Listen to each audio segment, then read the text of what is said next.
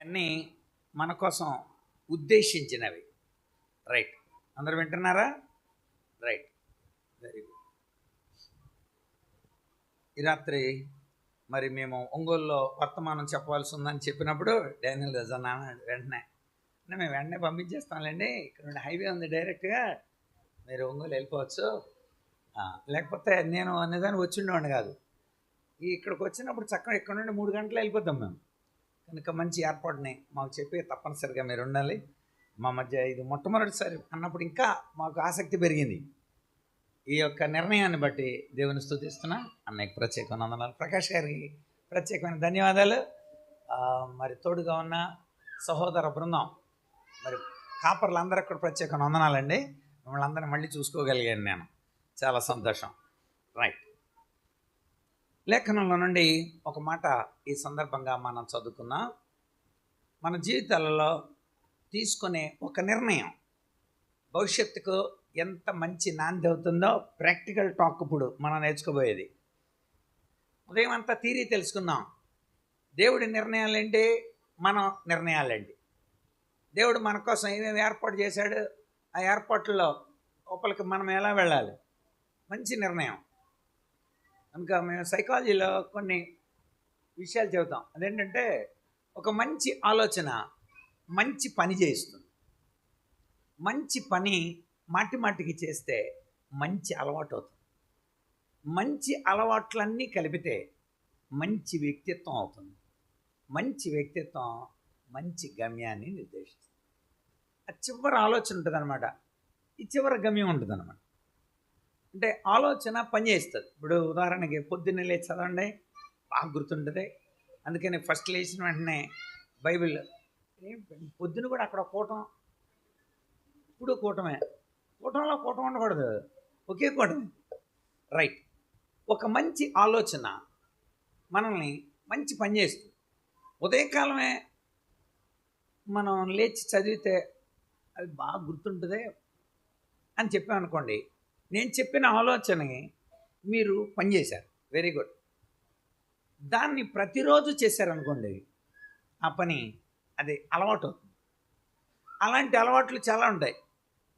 ఉదయం లేచి చదవడం, ఉదయం ప్రార్థనలు చేసుకోవడం, ప్రతిరోజు కూడా ఒక వర్తమానాన్ని వినడం, మనం సిద్ధపడడం, ఇలాంటివన్నీ ప్రతిరోజు అలవాట్లు ఉంటాయి.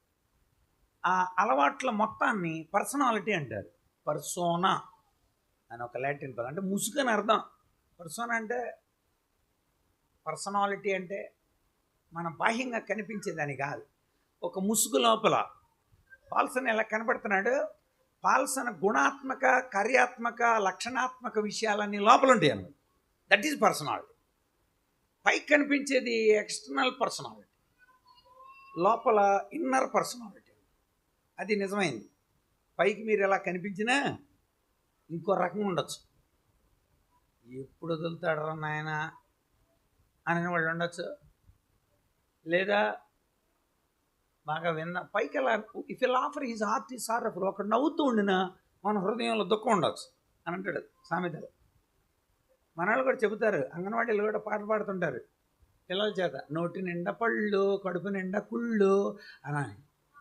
నోటి నిండా పళ్ళు కడుపు నిండా కుళ్ళు. పైకి అలా కనిపించిన లోపల గోతులు దవ్వే స్వభావాలు ఉండొచ్చు, ఎవడో కనుక్కోలేడు. నేను సైకాలజిస్ట్ని అయినా నేనే కనుక్కోలేను, అది కూడా చెబుతున్నాను, ఎవడో కనుక్కోలేడు. సైకియాట్రీ అయినా, సైకోథెరపిస్ట్ అయినా, సైకాలజిస్ట్ అయినా ఎవడో కనుక్కోలేడు.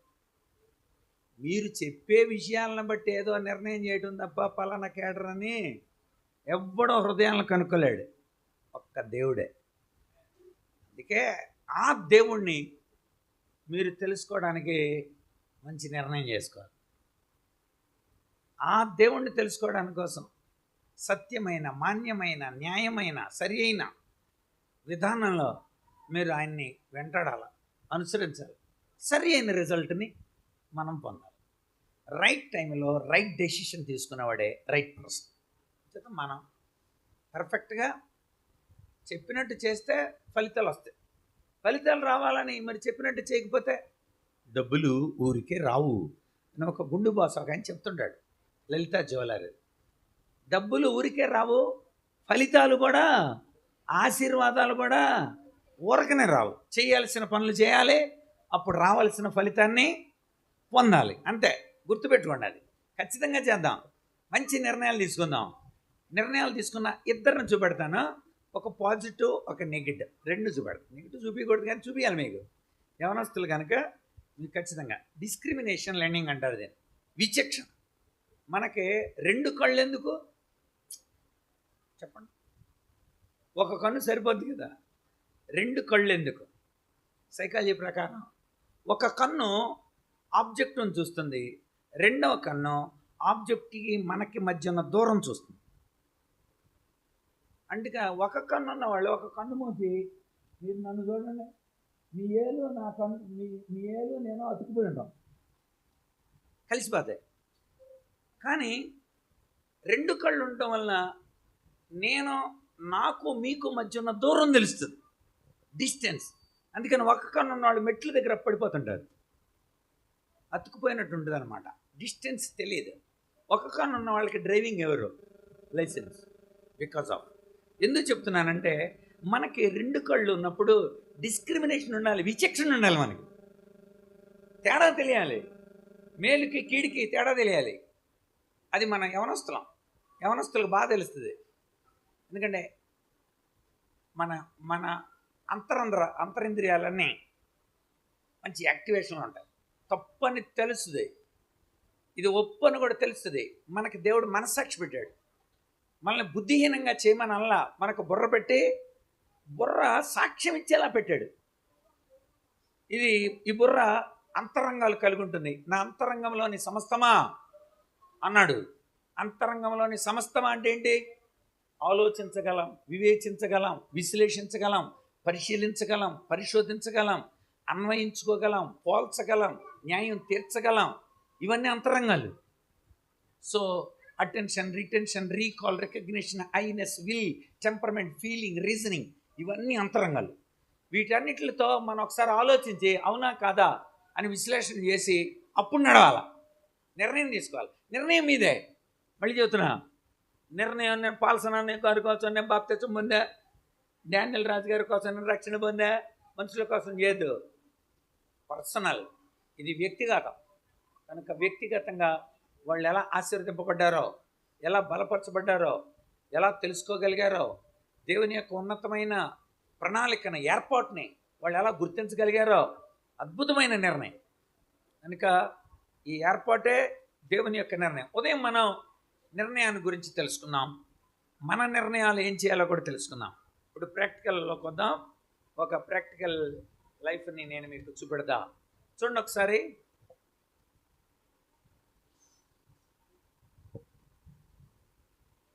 రూతు గ్రంథం మొట్టమొదటి అధ్యాయం.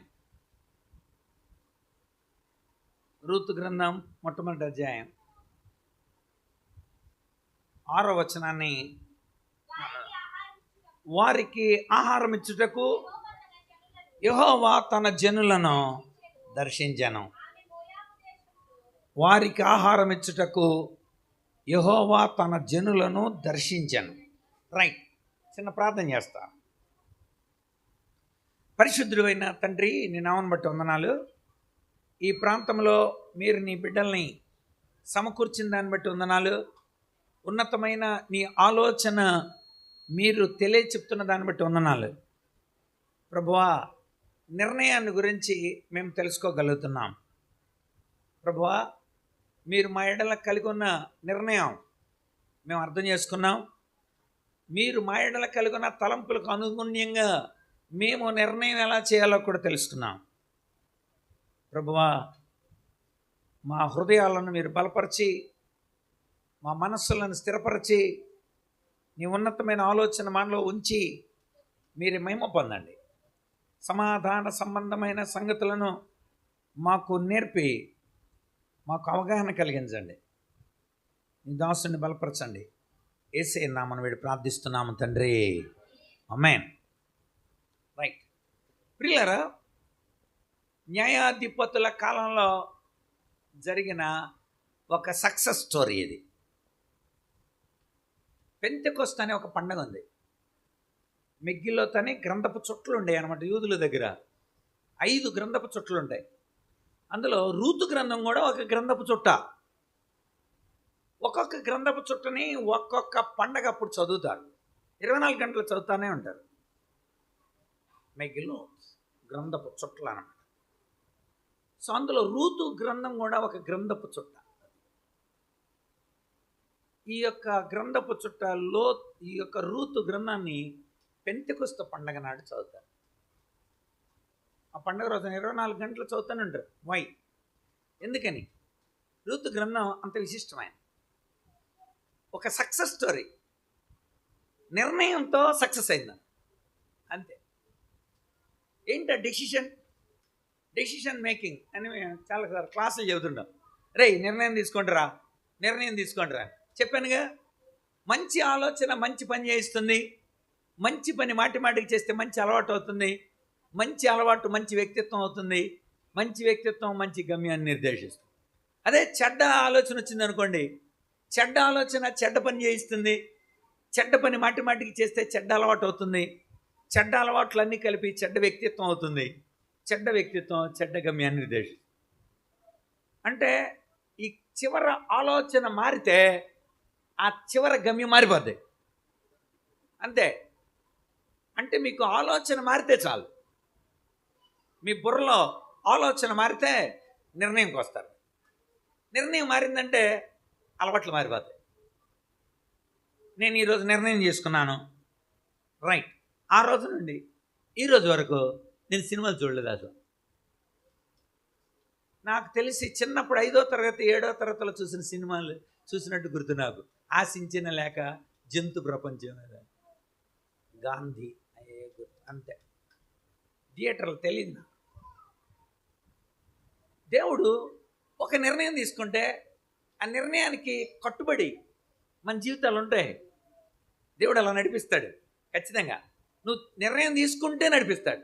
చూపిన మీకు ఆ మాట చదవండి. ఫిలిప్పీ పత్రిక 2వ అధ్యాయం 13వ వచనం. నిర్ణయం తీసుకోవాలి ముందు. ఫిలిప్పీ 2:13. ఎందుకనగా అది తప్పమా ఇచ్చయించుటకును. అంటే అర్థం ఏంటో తెలుసా? ఇచ్చయించడం అంటే అర్థం ఏంటే మీరు ఇష్టపడాలి. అయ్యా నేను అలా ఉంటా అని ఇష్టపడాలి. మీరు ఇచ్చయించుటకును, తర్వాత కార్యసిద్ధి కలగజేసుకున్నటకును. అంటే ఏంటి?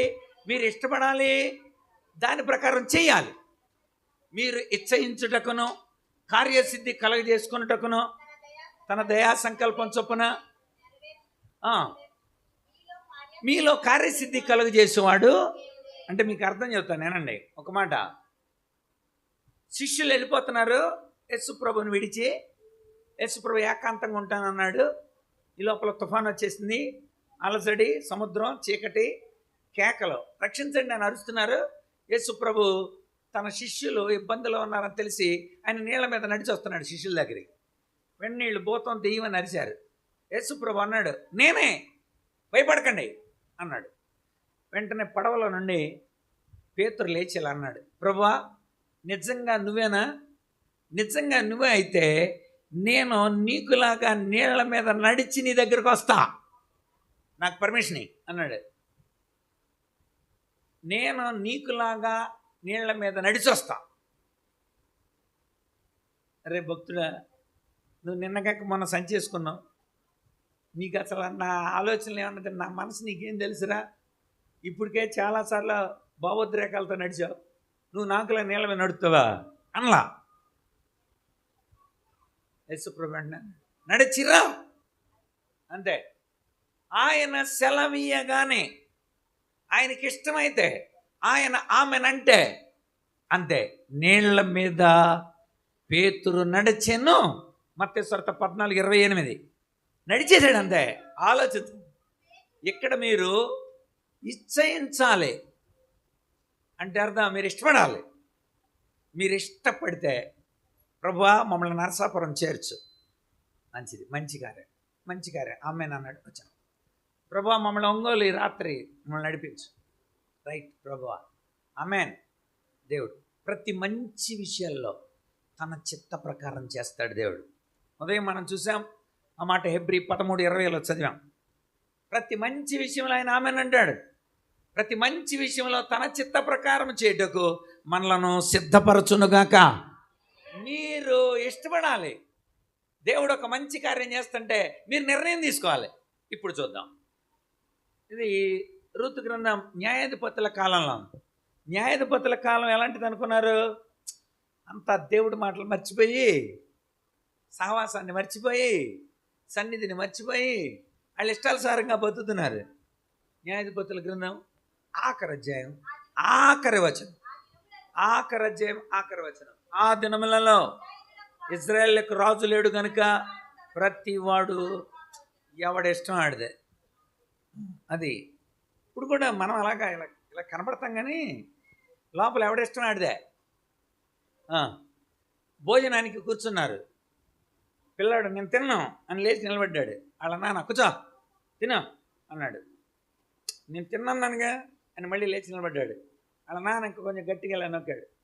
ఓకే తినరాయ్ తిన్నటువంటి అన్నాడు. అది మళ్ళీ లేచి నిలబడ్డాడు. నేను తిన్నాను అన్నారు. తింటావా తినవా అని వాళ్ళ నాన్న చేత అలాగా బలవంతంగా కూర్చోబెట్టాడు. వెంటనే వాడు ఇలాగ అన్నాడు, డాడీ నువ్వు నన్ను బలవంతంగా కూర్చోబెట్టావేమో, లోన నేను నిలబడే ఉన్నా అన్నాడు. అర్థమైందే? అలసనయ్యారు, మీరంతా ఇక్కడ బలవంతంగా కూర్చోబెట్టారేమో, లోన నేను నిలబడే ఉన్నా. ఉండొచ్చు. కనుక మీరు కూర్చున్నట్టు ఉండొచ్చు, వినకుండా కూడా ఉండొచ్చు. డ్యూయల్. మన దగ్గర 2 సిమ్ములు ఉంటాయి. మన సిమ్ మందే, దేవుడి సిమ్ దేవుడిదే కదా, అంతే. ఆదివారం నాడు ఆ సిమ్ యాక్టివేట్ చేద్దాం. ఆదివారం నాడు ప్రభువుకి ఆరాధనలో అమ్మో అసలు ఆ రోజు చూడాలి. అసలు దేవదూతల ఆకారంలో అటు ఇటు ఒకటం, చేతులు పైకి ఎత్తడం సూపర్. అంతే. ఆదివారం సాయంత్రకాల సిమ్ తీసేస్తాం.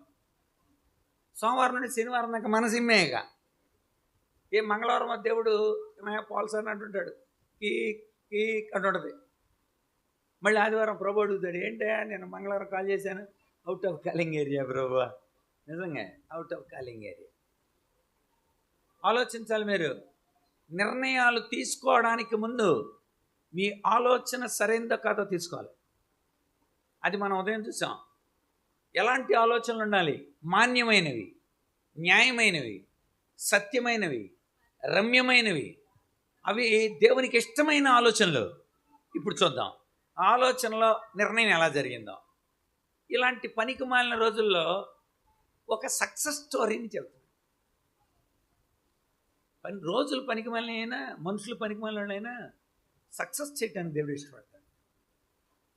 తీసుకున్న నిర్ణయాలు తప్పుడు అయినా, బెత్లెహేములో నుండి వాళ్ళు మోయాబు అనబడిన ఒక పనికి మాలిన దేశానికి, ఎలిమెలెక్, దేవుడు నా రాజు అని అర్థం. దేవుడు నా రాజు అన్నవాడు బెత్లెహేములోనే ఉండాలిగా. మోయాబు ఎందుకు వెళ్ళాడు? తప్పుడు ఆలోచన. సరే, తప్పుడు ఆలోచనతో అక్కడికి వెళ్ళాడు. 2 కొడుకుల్ని తీసుకెళ్ళాడు. భార్య నయోమి మధురం. సో ఆమె కూడా అక్కడికి వెళ్ళింది. 4 వెళ్ళారు. 2 కొడుకులకి 2 పెళ్లి చేశారు. ఆ దేశం వాళ్ళు. అది దేవుని పిల్లలు బయట వాళ్ళు పెళ్లి చేసుకోరు. నిర్ణయం తప్పు, ప్రయాణం తప్పు, అక్కడ పెళ్లి విషయంలో నిర్ణయాలు తప్పు, అన్నీ తప్పే. సరే, అన్యుల్ని పెళ్లి చేశారు. పెళ్ళి 2 కొడుకులు చచ్చిపోయారు. భర్త కూడా చచ్చిపోయాడు. మొండి ప్రాణాలు మిగిలి ఉన్నప్పుడు ఇంకే నిర్ణయాలు లేవు. ఆశ చచ్చిపోయింది. సిరాలేని కలం అని ఒక మెసేజ్ రాశాను నేను మ్యాగజైన్కి. సిరాలేని కలం అంటే పెన్ను ఉంది కానీ ఇంక లేదు అందులో. చెప్పుకోవటానికి కూడా ఏమీ లేదు. ఆరిపోయింది, అయిపోయింది జీవితం. కన్నీరు ఉడికిపోయింది. అలాంటి టైంలో ఒక ఆశ వాళ్ళలో కలిగింది. ఏంటా ఆశ? ఏంటంటే దేవుడు తన జనులను దర్శించాను. బెత్లెహేం సమృద్ధితో నిండెను. అది గుడ్ న్యూస్. అమ్మా మా సొంతూరు కరువులో ఉందని ఇటు వచ్చామమ్మా. పొరపాటు జరిగింది, వెళ్ళిపోతా నేను. నయోమి నిర్ణయం మంచిదే. సొంతూరు వెళ్ళిపోతా. బెత్లెహేం, బెత్ అంటే ఇల్లు, బెత్లెహేం అంటే రొట్టెల ఇల్లు. బెత్లెహేం అంటే రొట్టెల ఇల్లు. నేను ఇక్కడ నయోమిగా ఉన్నాను, కానీ నేను మారైపోయాను. మారంటే చేదు. నా బతుకు చేదైపోయింది. చేదైన జీవితాలు ఒక నిర్ణయం తీసుకోవాలి. ఖచ్చితంగా సక్సెస్ లేని జీవితాలు కనుక ఒక ఫెయిల్యూర్ ఏరియా, ఒక కెమోషన్ కొలిచే ఏరియా అది. దేవుని పిల్లలు ఆ ప్రాంతంలో ఇబ్బంది పడుతూ బాధపడుతున్నారు. ఒక్కతే ఉంది, సరే డిసైడెడ్, నిర్ణయం చేసేసుకో వెళ్ళిపోతున్నానని. వెంటనే ఇద్దరు కోడళ్ళు కూడా అన్నారు, అదేంటత్త మేము కూడా వస్తాం అని. వాళ్ళు ఎలుగెత్తి ఏడ్చిరి అన్నాను. ఇద్దరు ఏడ్చారు. సరే వద్దమ్మ, భయం వేసింది నయోమి. ఎందుకు భయం వేసిందంటే ఈ అన్యులైన కోటలను అక్కడ తీసుకెళ్తే ఫస్ట్ నయోమి తిడతారు, నీకు బుద్ధి ఉందా, అసలు అక్కడ మోయాబు దేశం ఎందుకు వెళ్ళారు, అదొక వ్యభిచార సంబంధమైన దేశం. మోయాబు అంటేనే తండ్రి సంతతి అని అర్థం. ఒక భయంకరమైన వ్యభిచారం ద్వారా ఏర్పడిన మోయాబు కనుక అలాంటి దేశానికి ఎందుకు వెళ్ళారు, దేవుడు వెళ్ళొద్దు అన్నాడుగా. రెండోది, అక్కడ వాళ్ళని పెళ్లి చేసుకున్నారు. మూడోది, మళ్ళీ ఇక్కడికి ఎందుకు తీసుకొచ్చారు అని అంటారు. మీరు ఇక్కడే ఉండబండి అమ్మా, మనమైతే ఏం చేస్తాం, రెండమ్మా మా చర్చికి రెండమ్మా అని పిలుస్తాం. కానీ ఆమె భయపడింది, ఇక్కడే ఉండిపోండి, మా దేవుడు మీకు సాయం చేస్తాడులే అంది. వాళ్ళు లేదు మేము వచ్చేస్తాం అన్నారు. ఇక కొంచెం సర్దుబాటు చేస్తుంది. అమ్మ మీరు వస్తే ఎవరో చేర్చుకోరు, మీకు ఎవరో పిల్లల్ని ఎవరు, కనుక మీకు పెళ్ళల్లో ఒకళ్ళు నేను ఎవరినైనా పెళ్లి చేసుకున్నాను ముసల్దాన్ని, ఒకళ్ళు పెళ్లి చేసుకున్న పుట్టిన పిల్లలు మీకు జోడి ఎవరు, ఇంపాసిబుల్, మీకు పెళ్ళి అవ్వదు, నాకు ఇక తల మీద మీరు బరువు అవుతారు, వద్దు ఇక్కడే ఉండండి. సరే ఇద్దరు వింటున్నారు, మళ్ళీ ఏడ్చారు. ఇక పులిమేర దగ్గరకు వచ్చారు. నిర్ణయాలు జరిగిపోవాలి, ఇప్పుడు డిసైడ్ అయిపోవాలా. నయోమి డిసైడ్ అయిపోయింది, నేను వెళ్ళిపోతా బెత్లెహేం అనని. ఇక చివరి పోడే చదువుతున్నా, నా కుమార్తెలారా యెహోవా నాకు విరోధి ఆయన 13, అది నేను నొప్పించినంతకంటే మరీ ఎక్కువగా నొప్పించింది అని చెప్పింది. 14, వారు ఎలుగెత్తి ఏడ్చారు. మళ్ళీ ఏడ్చారు వాళ్ళిద్దరు. ఏడవగా వార్ప తన అత్తను ముద్దు పెట్టుకొనాను, రూతు ఆమెను హత్తుకొని.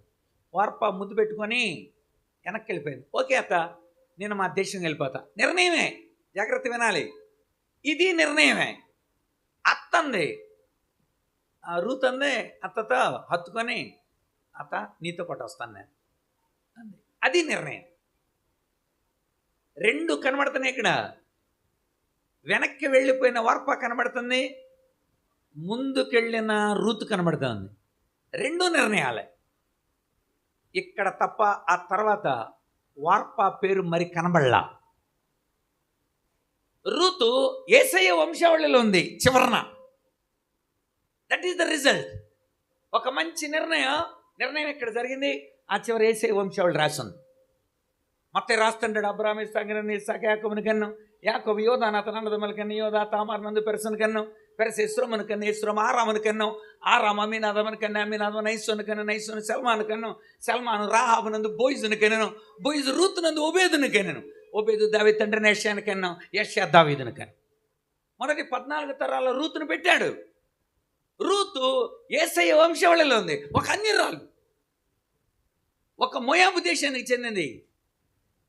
ఇజ్రాయేలీలు కన్నెత్తు కూడా చూడని దేశం అది. ఇజ్రాయేల్ దేశంలో యేసుప్రభు వంశావళిలో ఉంది. వాట్ ఏ గ్రేట్, ఎంత గొప్ప స్థితి ఇది. ఎలా జరిగింది? ఒకే ఒక్క జవాబు, రూతు నిర్ణయం. రూతు నిర్ణయం ఇది. అంటే రూతు నిర్ణయం చేసుకోవాలంటే మనస్సు కుదరాలి. మీరైనా కూడా నిర్ణయం చేసుకోవాలంటే మనస్సు కుదరాలి. రూతు కుదిరిందా? కుదిరింది. 18వ వచనం చదవాలి. తనతో కూడా వచ్చుటకు ఆమెకు మనస్సు కుదిరింది. ఏమి రాశాడండి? తనతో కూడా వచ్చుటకు ఆమెకి ఏం కుదిరింది? మీరు కూడా ఇక్కడ ఉండటానికి ఏం కుదరాలా? అమ్మా కొంచెం వినటానికి మనస్సు కుదిరెట్టుకోవాలి. అర్థమైందా? అంతే, మనస్సు కుదరాల. వినడానికి మనసు కుదరాలా, అంగీకరించడానికి మనసు కుదరాలా. ఒక ఆయన రోడ్డు పైన వెళ్తున్నాడు, మనస్సు కుదురాదే మీ సేతు, మనస్సు కుదురాదాయే, మనస్సు కుదురాదాయే, మనస్సు కుదురాదే మీ సేతు, టింగ్ టింగ్ అనుకో. సరే అండి, పిలిచి చక్కగా కూర్చోబెట్టి పాట అంతా రాయించుకున్నా.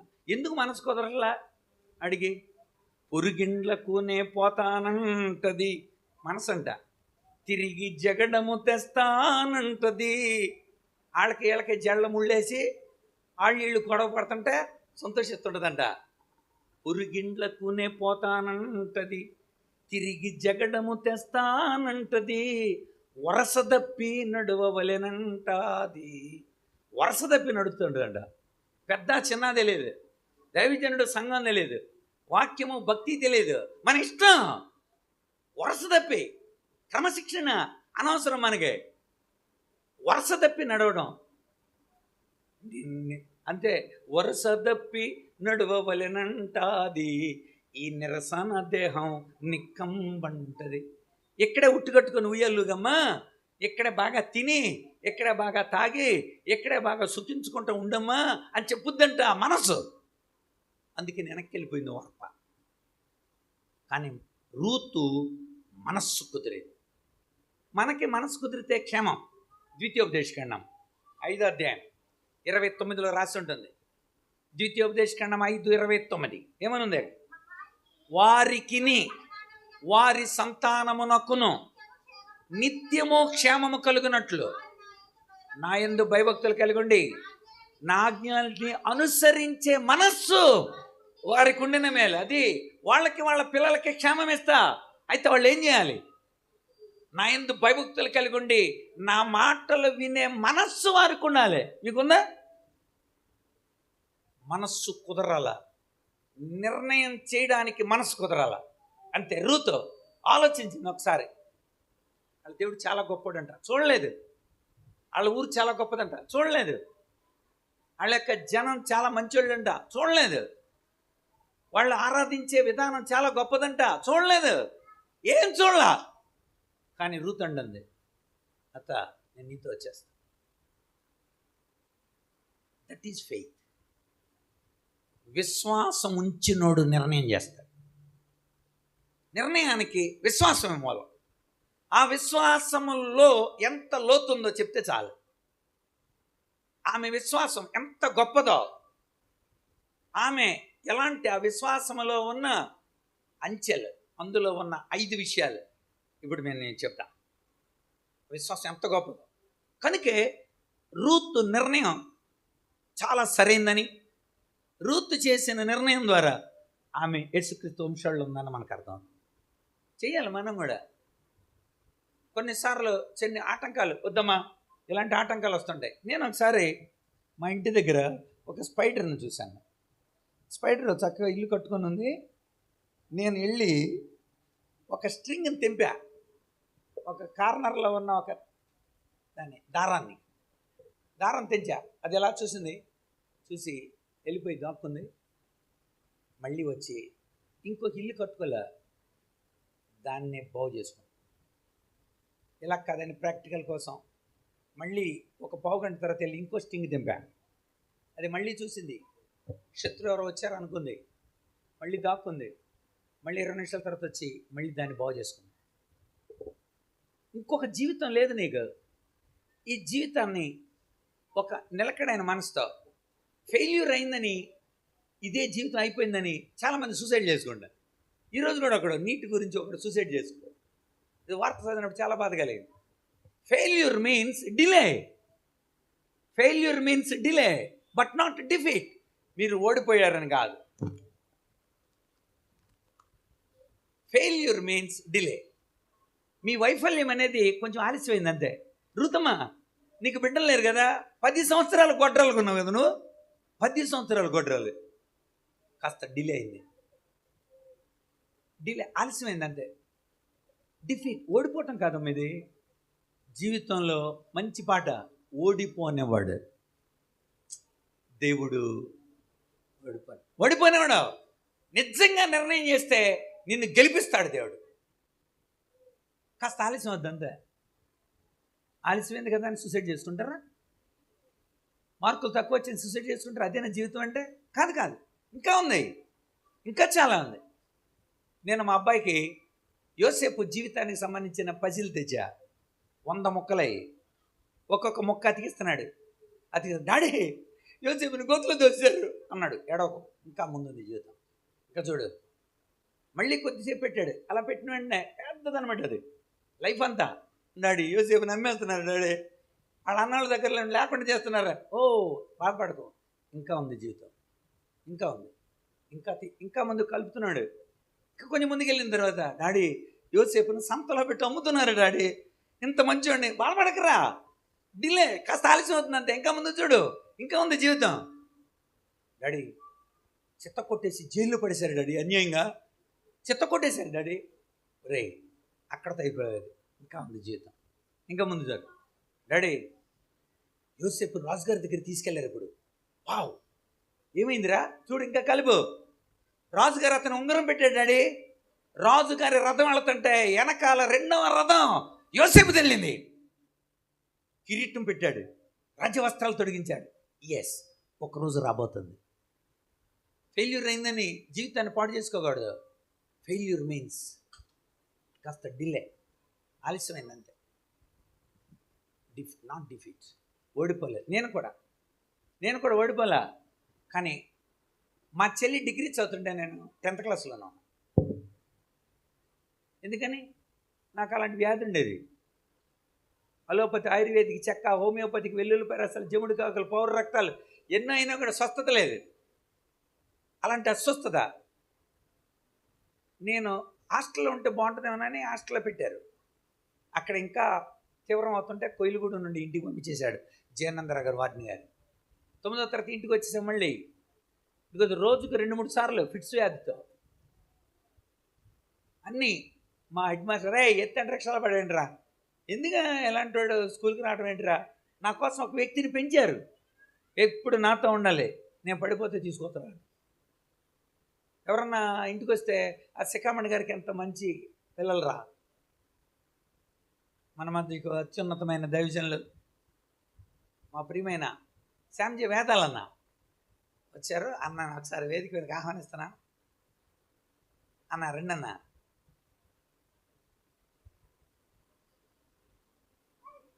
అన్నయ్య రండి. థ్యాంక్ యూ అన్న.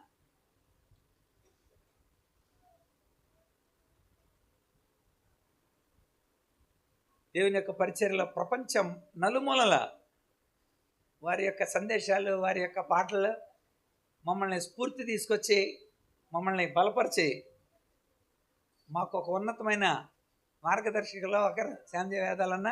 చాలా చిన్నతనం నుండి నేను ఎరిగి ఉన్నాను. అన్నకు ప్రత్యేకమైన వందనాలు తెలియదు. థ్యాంక్ యూ అన్న. Love you dear. Thank you. Love you. గుర్తుపెట్టుకోండి ప్రియులారా, వెల్కమ్ బ్యాక్. ఒక మంచి నిర్ణయం జీవితాన్ని మారుస్తుంది. బోర్డులు చదువుతారుగా, ఒక ఐడియా జీవితాన్ని మార్చేస్తుంది. ఐడియా అంటే సిమ్ కాదు మార్చేది, ఒక ఐడియా. నిజం. ఒకప్పుడు నేను కూడా అలాంటి బలహీనున్నే. కానీ నాకు దేవుడు అంటే ఒక నెగిటివ్ థాట్ వచ్చేసింది. ఎందుకు దేవుడు నన్ను చూస్తూ ఇలా ఊరుకున్నాడు? ఇలా 10th వచ్చేసాను. హిందీ పరీక్ష రాస్తా ఉన్నాను, ఫిట్స్ వచ్చేసింది. లెక్కల పేపర్ 2 పరీక్ష రాస్తున్నాను, ఫిట్స్ వచ్చేసింది. సైన్స్ పేపర్ 2 పరీక్ష రాస్తున్నాను, ఫిట్స్ వచ్చేసింది. ఫిట్స్ అంటే బ్రెయిన్లో, మెదడులో న్యూరాన్స్ అని ఉంటాయి, వాటి మధ్య ఒక ఎలక్ట్రికల్ వేవ్ పుడుతుంది అనమాట, ఒక విద్యుద్ఘాతం. అది ఫిట్స్ అంటే. దాని తాకిడికి వెంటనే కనబడిపోతుంది. మరి అలాంటిది 3 సార్లు 3 పరీక్షలు పోయా. వెంటనే రాయటానికి లేదు ఆ రోజుల్లో. ఇన్స్టెంట్ ఎగ్జామినేషన్స్ లేవు. కంపార్ట్మెంట్లని సెప్టెంబర్ దాకా ఆగాలి.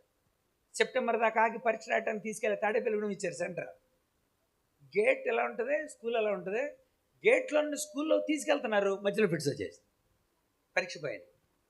మళ్ళీ మార్చి చింతలపూడి ఎగ్జామినేషన్ ఫిట్స్ వచ్చేసింది.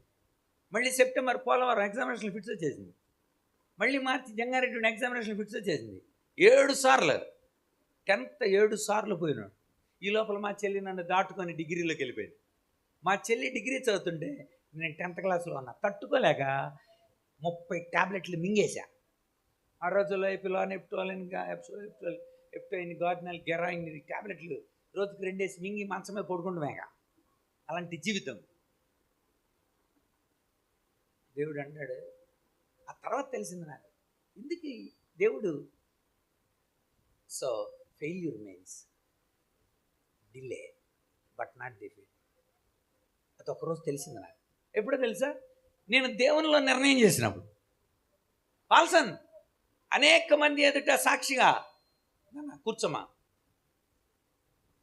కూర్చో తల్లి. అదొక అద్భుత ఎలా మీరు అనమాట. హై ఫ్రీక్వెన్సీ తరుగుతున్నాను నేను, తాగట్లా. క్రికెట్ ఆడేవాడి కంటే చూసేవాడు ఎక్కువ తాగుతాడు.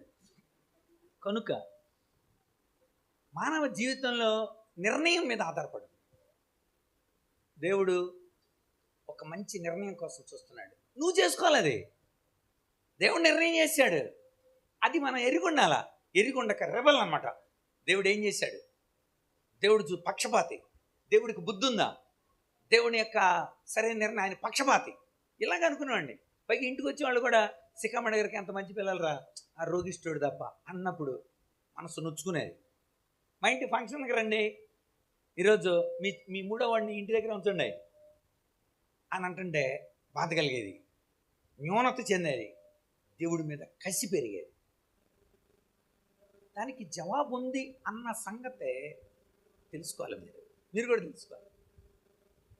జీవితం ఫెయిల్యూర్లో నడుస్తున్నప్పుడు ఒక మంచి నిర్ణయం తీసుకుంది రూతు. ఆమె తీసుకున్న నిర్ణయం ఎంత గొప్పదో చూద్దాం. నేను కూడా నిర్ణయం తీసుకున్నా. రూతు సంగతి చెప్పనివ్వండి, తర్వాత నా నిర్ణయం చెప్తా. మొదటి అధ్యాయం. ఆమె ఇలా అంది, 16వ వచనం. నా వెంబడి రావద్దని నన్ను విడిచిపెట్టుమని బతిమాలుకోవద్దు. అత్త నాతో రావద్దును అని అనుకో అంటే డిసైడెడ్. నిర్ణయం అయిపోయింది, మనస్సు కుదిరింది. 18వ వచనం చూసాం. ఆమెకు మనస్సు కుదిరింది. ఆమెకు మనస్సు కుదిరిందని అయ్యో మీకు అర్థమైపోయింది. కనుక మనస్సు ఎలా కుదిరింది?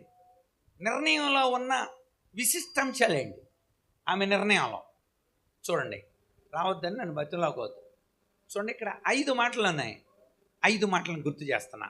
1, నీవు వెళ్ళు చోటికే నేను వచ్చేదను. 2, నీవు నివసించు చోటునే నేను నివసించేదను. 3, నీ జనమే నా జనము. 4, నీ దేవుడే నా దేవుడు. 5, నువ్వు ఎక్కడ మృతి పొందితే అక్కడ, నువ్వెక్కడ పాతి పెట్టబడితే అక్కడ పాతి పెట్ట. జాగ్రత్త వినండి. ఈ 5 5 విషయాలు అర్థమవుతున్నాయి మనకి. రూతు మనస్సు కుదిరిన విషయాలు ఇవి. రూతు ఆలోచిస్తుంది అనమాట. ఇప్పుడు అత్తతో పాటు బెత్లెహేముకి నడిచి వెళ్ళాలి. అత్తతో పాటు అత్తే తీసుకెళ్తుంది కొత్త ఊరికి దారి. So this is a new path, క్రొత్త మార్గము. అందుకని అంటుంది నీవు వెళ్ళు చోటికే నేను. అంటే అర్థం, నువ్వు వెళ్ళే చోటికే నేను వస్తా. ఇది క్రొత్త మార్గం. యేసయ్య కూడా అన్నాడు, ఇదిగో మీరు నిర్ణయం చేసుకుంటే నేను ఒక కొత్త మార్గంలో నడిపిస్తా. అది నూతనమైన మార్గం, అది జీవము కలిగిన మార్గం, అది నా శరీరం అనే తెర ద్వారా ఏర్పరచబడిన మార్గం, శిలువ ద్వారా ఏర్పరచబడిన మార్గం, అందులో నడిపిస్తా అన్నాడు యేసయ్య కూడా కదా. హెబ్రీ 10:19. సహోదరులారా, క్రీస్తు మన కొరకు ప్రతిష్ఠించిన మార్గం అనగా నూతనమైంది, జీవము కలిగింది, ఆయన శరీరం అనే తెర ద్వారా ఏర్పరచబడింది. ఇది గుర్తుంచుకోండి. ఏ న్యూ పాత్, నూతనమైన మార్గం. రూతు కూడా నూతన మార్గం. ఆమె నిర్ణయంలో ఉన్న 5 విషయాలే. బిలీవ్, నమ్మకం చేసినంతే. అత్త నేను వస్తా. డిసైడెడ్. ఆమె నిర్ణయంలో ఉన్న 5 విషయాల్లో మొట్టమొదటిది, నువ్వు వెళ్ళే మార్గంలో నేను కూడా వస్తాను. యేసుప్రభు అన్నాడు, నువ్వు కూడా డిసైడ్ అయితే నీ మార్గం మారిపోద్ది. నూతనమైన మార్గం. ఇంత క్రితం ఇంకో మార్గంలో వచ్చారు కదా మీరు, జ్ఞానులారా, హేరోదు దగ్గరికి వచ్చారు కదా. ఇప్పుడు మీరు ఆ మార్గమున వెళ్ళవద్దు, వేరొక మార్గం మీకు ఏర్పాటు చేయబడింది. ఇంత క్రితం మీరు వచ్చిన మార్గం కాదు, ఒక నూతనమైన మార్గం, నిత్యమైన మార్గం, రక్తంతో ఏర్పాటు చేయబడిన మార్గం, సరళమైన మార్గం, పరిశుద్ధమైన మార్గం, జీవము కలిగిన మార్గం. Yes, route decided. మార్గం మారింది. రెండవది, తర్వాత చూడండి, నీవు నివసించు చోటునే న్యూ ప్లేస్. చూడండి, అందరూ 5 పీలు చెబుతాను, చదువుకున్న వాళ్ళు 5 పీలు గుర్తుపెట్టు. యూత్, న్యూ పాత్, నూతనమైన మార్గం గుండా నడుస్తుంది. రెండవది, న్యూ ప్లేస్, కొత్త ప్రదేశానికి చేరతాను నేను. ఇంత క్రితం రూతు చూడలా, బెత్లెహేం తెలీదు. బెత్లెహేం వాడిని పెళ్లి చేసుకుంది, కిలియోన్ని. కిలియోన్ అంటే అర్థం రోగిష్ఠుడు అన్నారు.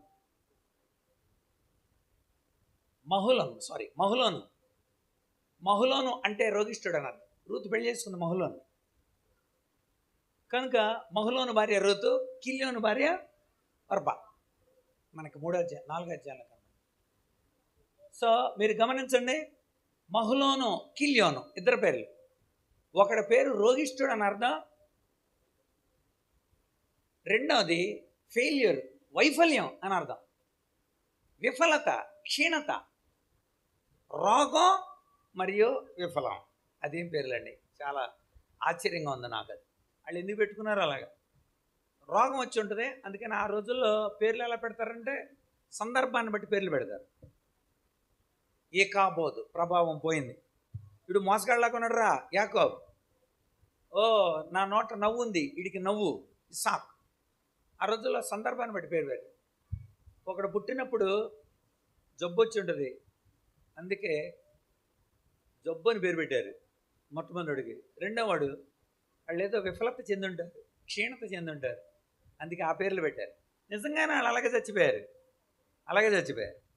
ఇప్పుడు రూతు ఆ ప్రాంతానికి వెళుతుంది. తాను అంటుంది ఏ న్యూ ప్లేస్, కొత్త ప్రదేశానికి వెళ్తాను. యేసుప్రభు కూడా అన్నాడు, మీరు కనుక నన్ను నమ్మితే నేనుండే స్థలంలో మీరు కూడా ఉండులాగున అన్నాడు కదా. యోహాను సువార్త 14:1-2. మీ హృదయాలను కలవరపడనివ్వకండి, దేవుని యందు విశ్వాసం ఉంచుచున్నారు, నా యందు విశ్వాసం ఉంచండి. నా ఇంట అనేక నివాసములు కలవ లేని యెడల నేను మీతో చెప్పుదును, మీకు నేను స్థలము సిద్ధపరచ వెళ్ళుచున్నాను, నేనుండే స్థలములో మీరును ఉండులాగున మరలా వచ్చి. అదండి ఆయన ఉండే స్థలంలో మనం ఉంటాం. A new place. మీకు కూడా రూతు లాంటి నిజమైన నిర్ణయం చేస్తే క్రొత్త మార్గంలో ప్రయాణం చేస్తారు, క్రొత్త ప్రదేశానికి చేరతారు. చెప్పండి, న్యూ పాత్, రెండవది న్యూ ప్లేస్. నెక్స్ట్ మూడవది చూద్దాం. అక్కడ నువ్వు వెళ్ళే చోటుకే నేను వచ్చేదను, నీవు నివసించు చోటనే నేను నివసిస్తాను, నీ జనమే, న్యూ పీపుల్, క్రొత్త ప్రజలు. ఇక్కడున్న ప్రజలు వేరు, వీళ్ళంతా అడ్డుగోలు ప్రజలు, మోయాబులో దైవ వ్యతిరేక ప్రజలు, వ్యసనాలతో తమ శరీరాలు నాశనం చేసుకుంటున్న ప్రజలు. న్యూ పీపుల్, క్రొత్త ప్రజల దగ్గర చేర్చబడతాం. దేవుడు కూడా అన్నాడు, మీరే కనుక నన్ను నమ్మితే మీరంతా సంఘంలో చేర్చబడతారు. సంఘంలో ఉన్న వాళ్ళు అందరూ ఎవరు అనుకున్నారు? పేతురు రాసిన మొదటి పత్రిక 2:9. మీరు చీకటిలో నుండి ఆశ్చర్యకరమైన తన వెలుగులోనికి మిమ్మల్ని పిలిచిన వాని గుణాతిశయములను ప్రచురం చేయ నిమిత్తం ఏర్పరచబడిన వంశీయులంతా ఎవరు? రాజులైన యాజక సమూహం వీరంతా ఎవరు? పరిశుద్ధ జనము వీరంతా ఎవరు? దేవుని సొత్తైన ప్రజలు వీరంతా. అది న్యూ పీపుల్ అండి. అమ్మా, నేను నిన్ను సంఘంలో చేరుస్తా. క్రొత్త మార్గంలో ప్రయాణం చేసి క్రొత్త ప్రదేశానికి చేరి క్రొత్త ప్రజలతో ఆరాధన చేస్తాను. ఆ పొలంలోకి వెళ్ళింది. బోయజ్ వచ్చినంటే అందరిని చూసి బోయజ్ అన్నాడు, మీకు అందరికీ శుభమగును గాక అన్నాడు. వెంటనే వాళ్ళందరూ దేవుడు మిమ్మల్ని దీవించును గాక. అబ్బా, పొలంలో ఎంత గొప్ప వందనం వచ్చిన ఉంది. సంఘంలో మీరు కూడా మూతి ముడుచుకొని కూర్చోవటం, మూతులు ముడుచుకొని పోవటం కాదు.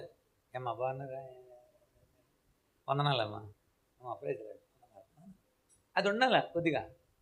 ఆ పొలంలో అలా చూసిందంట రూతు, ఉందక్కడ 2:4.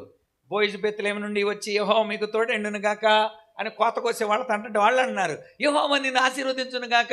చూసారు ఎంత వందనం వచ్చి ఉందో పొలంలో. ఇదంతా చూసింది క్రొత్త ప్రజలు. వాళ్ళంతా దేవుని నమ్మిన ప్రజలు. A new people.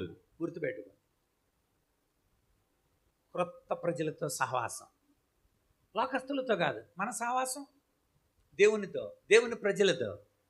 యోహాను మొదటి పత్రిక 1:3, యోహాను మొదటి పత్రిక 1:3, మీతో కూడా మాకు సహవాసం కలుగునట్లు మన సహవాసం అయితే తండ్రితో కూడాను ఆయన కుమారుడైన యేసుక్రీస్తుతో కూడా ఉన్నది.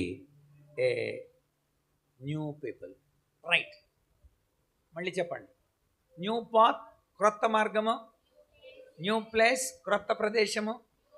న్యూ పీపుల్, నూతనమైన ప్రజలు. ఇక 4వది, నీ దేవుడే న్యూ పవర్, ఒక కొత్త శక్తి నేను పొందబోతున్నా. దేవుడిని నమ్ముకున్నప్పుడు దేవుడు ఏం చేస్తాడంటే, మీరు మంచి నిర్ణయాలు తీసుకున్నారు అనుకోండి, దేవుడు తన రక్తంతో ముందు కడుగుతాడు. కడిగిన తర్వాత తన ఆత్మను మనలో పెడతాడు. పరిశుద్ధాత్మ మన లోపలికి వస్తే ఏమవుతుంది తెలుసా? పవర్ వస్తుంది.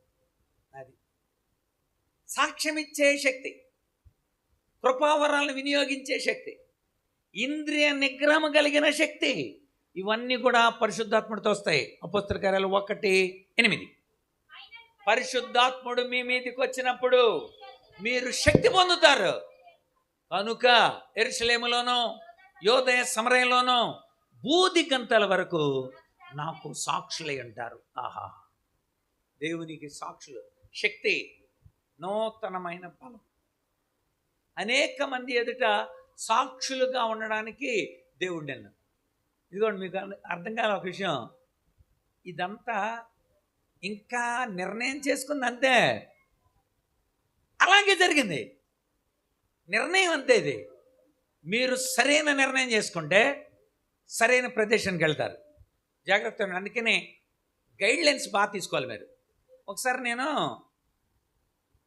రాజ్యవమ్మంగి అనే ప్రాంతంలో తమ తమ్ముడు పెళ్లి చేయమని ఒక ఫారెస్ట్ రేంజ్ ఆఫీసర్ అడిగారు. సరే, రాజ్యవమ్మంగి ఎప్పుడు వెళ్ళా నేను,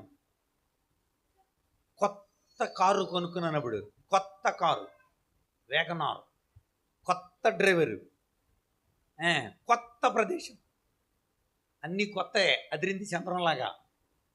ఊరు తెలియదు కనుక పక్కన అడిగా, ఏమండి ఎలాగండి ఎట్ట వెళ్ళాలి రాజవమ్మంగి అంటే, రాజమండ్రి నుండి దక్షిణానికి 30 కిలోమీటర్లు వెళ్ళి ఆ తర్వాత ఉత్తరానికి 40 కిలోమీటర్లు వెళ్తే వస్తుంది అన్నాడు. డ్రైవర్తో చెప్పా, ఇగో రాజమండ్రి నుండి దక్షిణానికి ఇలా వెళ్ళి ఉత్తరానికి ఇలా వెళ్ళాలని. సరే, ఆడు ఎలాగ పానిస్తే ఒక డ్యామ్ వచ్చింది. అక్కడ వాడిని అడిగా, ఏమంటే డ్యామ్ వచ్చింది ఇక్కడ రాజవమ్మంగి. రాజవమ్మంగి ఎక్కడెక్కడ ఉందండి, ఇక్కడ నుండి 80 కిలోమీటర్లు అటు అన్నాడు. అప్పుడు నాకు అర్థమైంది, I'm all right, my driver all right, నా కారు కూడా ఆల్ రైట్, అన్నీ గుడ్డే. కానీ ఎక్కడ దెబ్బతిందో తెలుసా? చెప్పరండి, రూట్ మ్యాప్ రాంగ్. మీరు గుడ్, మీరు అన్ని పనులు చేయగలరా, ఏం చేయమంటే చేస్తున్నారు, కానీ రాంగ్ రూట్లో పర్ఫెక్ట్గా వెళ్ళిపోయాం అనమాట. You are perfect but way is wrong. నేను బాగానే ఉన్నాను, నేనేం తప్పుడు పని చేయట్లా, తప్పుడు మార్గంలో వెళ్తున్నావు అంతే. తప్పుడు మార్గంలో వెళ్తున్నావు. నీ గోల్ ఏమవుద్ది అనుకున్నావు? నువ్వు ఎంత మంచివాడు అని అనిపించుకున్నా, మంచితనం ముళ్ళ కంచె లాంటిది. నీ మంచితనం ఏం పని చేసింది? నువ్వు కొత్త కారు, కొత్త డ్రైవరు, వేగనారు, ఎక్కడికో వెళ్ళి, నేను వెళ్ళేసరికల్లా పెళ్ళి 3 వంతులు అయిపోయింది. పాల్సన్ గారు వచ్చి గ్రీట్ చెప్పి వెళ్ళిపోతారు. గ్రీట్, గుండె బేజారైపోయింది. ఐఎమ్ ఆల్ రైట్, నేను బాగానే ఉన్నాను అనుకున్నా. కానీ మనం నడిచే మార్గం సరైంది మార్గం దేవుడు చూపిస్తాడు. కొత్త మార్గం అది. ప్రదేశం ఎక్కడ ఆగాలి? కొత్త ప్రదేశం అది. ప్రజలు నూతనమైన ప్రజలు, శక్తి నూతనమైన శక్తి. పరిశుద్ధాత్ముని మీ మీదకి వచ్చి శక్తి పొందుతారు. యెరూషలేములో యోదయ సమరయ బూదిగంత సాక్షులే అంటారు. పరిశుద్ధాత్ముడు వస్తే కంట్రోల్లో ఉంటారు. తిమోతి 2వ పత్రిక 1:7, తిమోతి 2:1 పరిశుద్ధాత్ముడు మీ మీదకి వచ్చినప్పుడు మీరు శక్తి పొందుతారు అన్నాడు. అక్కడ ఏమన్నాడు తెలుసా? దేవుడు మనకు శక్తియు ప్రేమయు ఇంద్రియ నిగ్రహము కలిగిన ఆత్మ. పరిశుద్ధాత్ముడు లోపల ఉంటే పిచ్చ అసలు ఇయ్యో కంట్రోల్లో ఉంటుంది. కంట్రోల్, క్రమశిక్షణ ఉంటుంది పరిశుద్ధాత్ముడు వస్తే. బైబిల్లో ఉందా క్రమశిక్షణ ఉంటుందని? ఉంటుందా? ఉంటుందంటే ఏమంటాడు, లేదంటే ఏమంటాడు అనుకుంటారు చాలామంది. పరిశుద్ధాత్ముడు ఉన్నప్పుడు క్రమశిక్షణ ఉంటుందని ఉందా లేదా? ఉంది. గలతీ పత్రిక 5:25.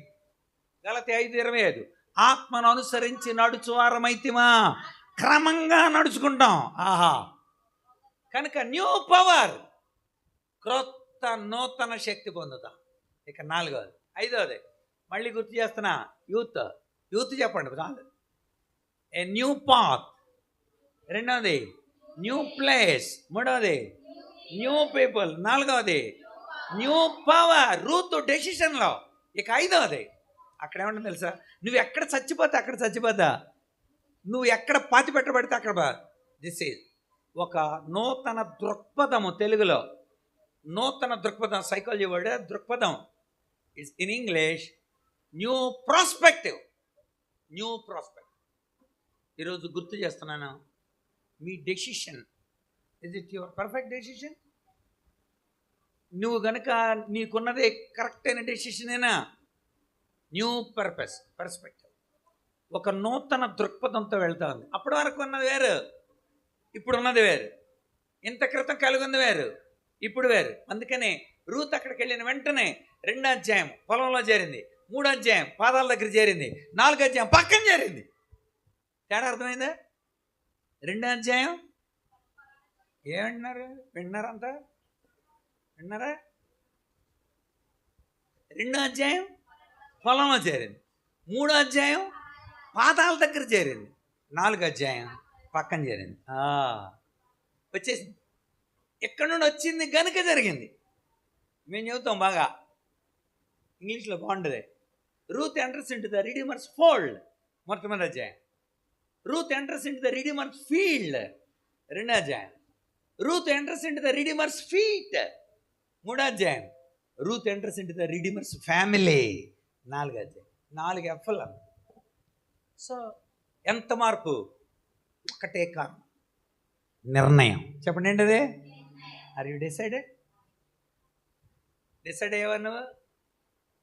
ఆమె దృక్పథం ఎంత గొప్ప దృక్పథం అంటే, ఈరోజు మనం కూడా చెప్పాలా, నేను కూడా చేరియుందు నచ్చటన్, నేను కూడా చేరియుందు, నేను కూడా చేరియుందు, నేను కూడా చేరియుందు నచ్చటన్. అంత్యదీన మందు దూత బోరనూదుచుండగా, నిత్యవాసరంబు తెల్లవారగా, రక్షణొందుచున్న వారి పేర్లు పిలుచుచుండగా, నేను కూడా చేరియుందు నచ్చటన్, నేను కూడా చేరియుందు, నేను కూడా చేరియుందు, నేను కూడా చేరియుందు నచ్చటన్. హల్లెలూయా. నేను కూడా ఉంటా ప్రభు, అక్కడ నేను కూడా ఉంటా. ఆ క్రొత్త దారిలో వెళ్ళి, ఆ క్రొత్త ప్రదేశంలో చేరి, ఆ క్రొత్త వ్యక్తులతో ఆరాధనలు చేసి, ఆ క్రొత్త శక్తిని అనుభవించి, ఆ క్రొత్త దృక్పథంతోనే నేను బతుకుతా. That is the decision. మరి నిజంగానే రూత్ మారింది. ఆమెను ఆశీర్వదించారు. అందుకనే వాళ్ళందరూ ఏమైనా ఆశీర్వదించారు తెలుసా రూతుని? ఒకసారి చూడండి, 4వ అధ్యాయం. అమ్మా, నువ్వు నిజంగా ఎంత అద్భుతమైన దానివమ్మా. చూడండి 11వ వచనం. పురద్వారం నుండిన ప్రజలందరూ పెద్దలు మేము సాక్షులు అమ్మా, యెహోవా నీ ఇంటికి వచ్చిన ఈ స్త్రీని ఇశ్రాయేలు వంశవర్తులు చేసిన రాహేలును పోలిన దానిగా, లేయాను పోలిన దానిగా. ఇదేం ఆశీర్వాదం అనుకున్నా నేను. రాహేలే గొడ్రాలు, లేయా దానిలాగా కళ్ళ చొప్పుది. ఇదేంటండి, ఇదేం ఆశీర్వాదం అనుకున్నాను నేను. గుర్తుపెట్టుకోవాలా, రాహేలు లాగా అంటే అర్థం, రాహేలు ఒకవేళ లేయాలాగా, ఒకవేళ రాహేలు గొడ్రాలుగా ఉన్నప్పుడు దేవుడు ఆమెను దర్శించి ఆమెకు బిడ్డనిచ్చాడు. ఆశీర్వాద పుత్రులయ్యారు వాళ్ళు. అమ్మా ఋతు, నువ్వు కూడా గొడ్రాలుగా 10 సంవత్సరాలు ఉన్నావు, నిన్ను కూడా దేవుడు ఆశీర్వదించబోతున్నాడు. ఆ ఆశీర్వాదం అన్నప్పుడు చూడబోతున్నావు నువ్వు. అది రెండవది లేయ కళ్ళ జబ్బు కలిగిందే, కానీ ఫస్ట్ పిల్లలకి కన్నది ఎవరు కదా, త్రోసివేయబడింది అయినా పిల్లల్ని ఫస్ట్ కంది. అమ్మా రూతమ్మ, నువ్వు కూడా మోయాబుయిరాలు అని ఒకవేళ జనాలు తోసేసినా బోయజు పెళ్లి చేసుకున్నాడు కనుక నువ్వు ఆశీర్వదింపబడ్డావమ్మా. మనం కూడా తోసివేయబడిన వారమే, తోలివేయబడిన వారమే. యేసే మనల్ని ప్రేమించాడు, యేసే నన్ను కూడా ప్రేమించాడు. నేను అంత దోషకుణ్ణి కదా, కానీ యేసే నన్ను ప్రేమించాడు. మన జీవితాల్లో ఒక్కొక్క ఆ స్టెప్ ఒకనొక రోజున గొప్ప రిజల్ట్ని మనం చూస్తాం. ఏ లిటిల్ ప్రోగ్రెస్, రూతుది కూడా అంతే. ఒకసారి ఇటు చూడండి. A little progress every day adds up to big result. ఆ గుడ్లు 21 రోజులు పొదిగితే ఆ చిన్న గుడ్లు పెద్ద గూసులైంది కదా. గుడ్డు ఎంత ఉంటుంది? గుడ్డును గుడ్డుగా లేకుండా గుడ్డును ఏం చేయాలి అక్కడ, పొదగాల కదా. Little progress. రూతు ఎంత విధేయతతో ఉందంటే యేసు ప్రభు వంశావళిలో చేరే అంత విధేయతగా, చిన్న రిజల్ట్ అది. ఒక్క డెసిషన్ అంతే, మనసులో 5 గుర్తు చేసుకుంది, నిర్ణయం చేసుకుంది. ఏ లిటిల్ ప్రోగ్రెస్. చిన్న గుడ్డు పెద్ద గూస్ అయింది. ఈరోజు మీరు తీసుకునే నిర్ణయాలు చిన్నవి కావచ్చు, కానీ అవి పెద్ద రిజల్ట్ ఇస్తాయి. ఏ లిటిల్ ప్రోగ్రెస్ ఎవ్రీ డే. ఆ ప్రార్థన మీరు ప్రతిరోజు, ఆ విశ్వాసం మీరు ప్రతిరోజు, ఆ యొక్క నమ్మకం దేవుని మీద ప్రతిరోజు రూతు అలా ఉంచుకుంది అంతే. ఒక రోజున పెద్ద రిజల్ట్ చూసి దేవుడు కూడా అదే అన్నాడు, మీ నిర్ణయం సరైందేనా? అసలు డెసిషన్ ఉందా మీకు? నిర్ణయం చేసుకున్నారా? నిర్ణయం లేకుండా ఏర్పాట్లోకి ఎలా వెళ్తారు? మీ ఆలోచన స్థిరంగా లేకపోతే ఎలా వెళ్తారు? రూతు ఆశీర్వదింపబడింది. రూతు బిడ్డను కన్నప్పుడు అందరూ దీవిస్తూ ఉన్నారు. మోయాబీయురాలు, మనం కూడా అన్యులమే, కానీ దేవుడు దీవిస్తాడు.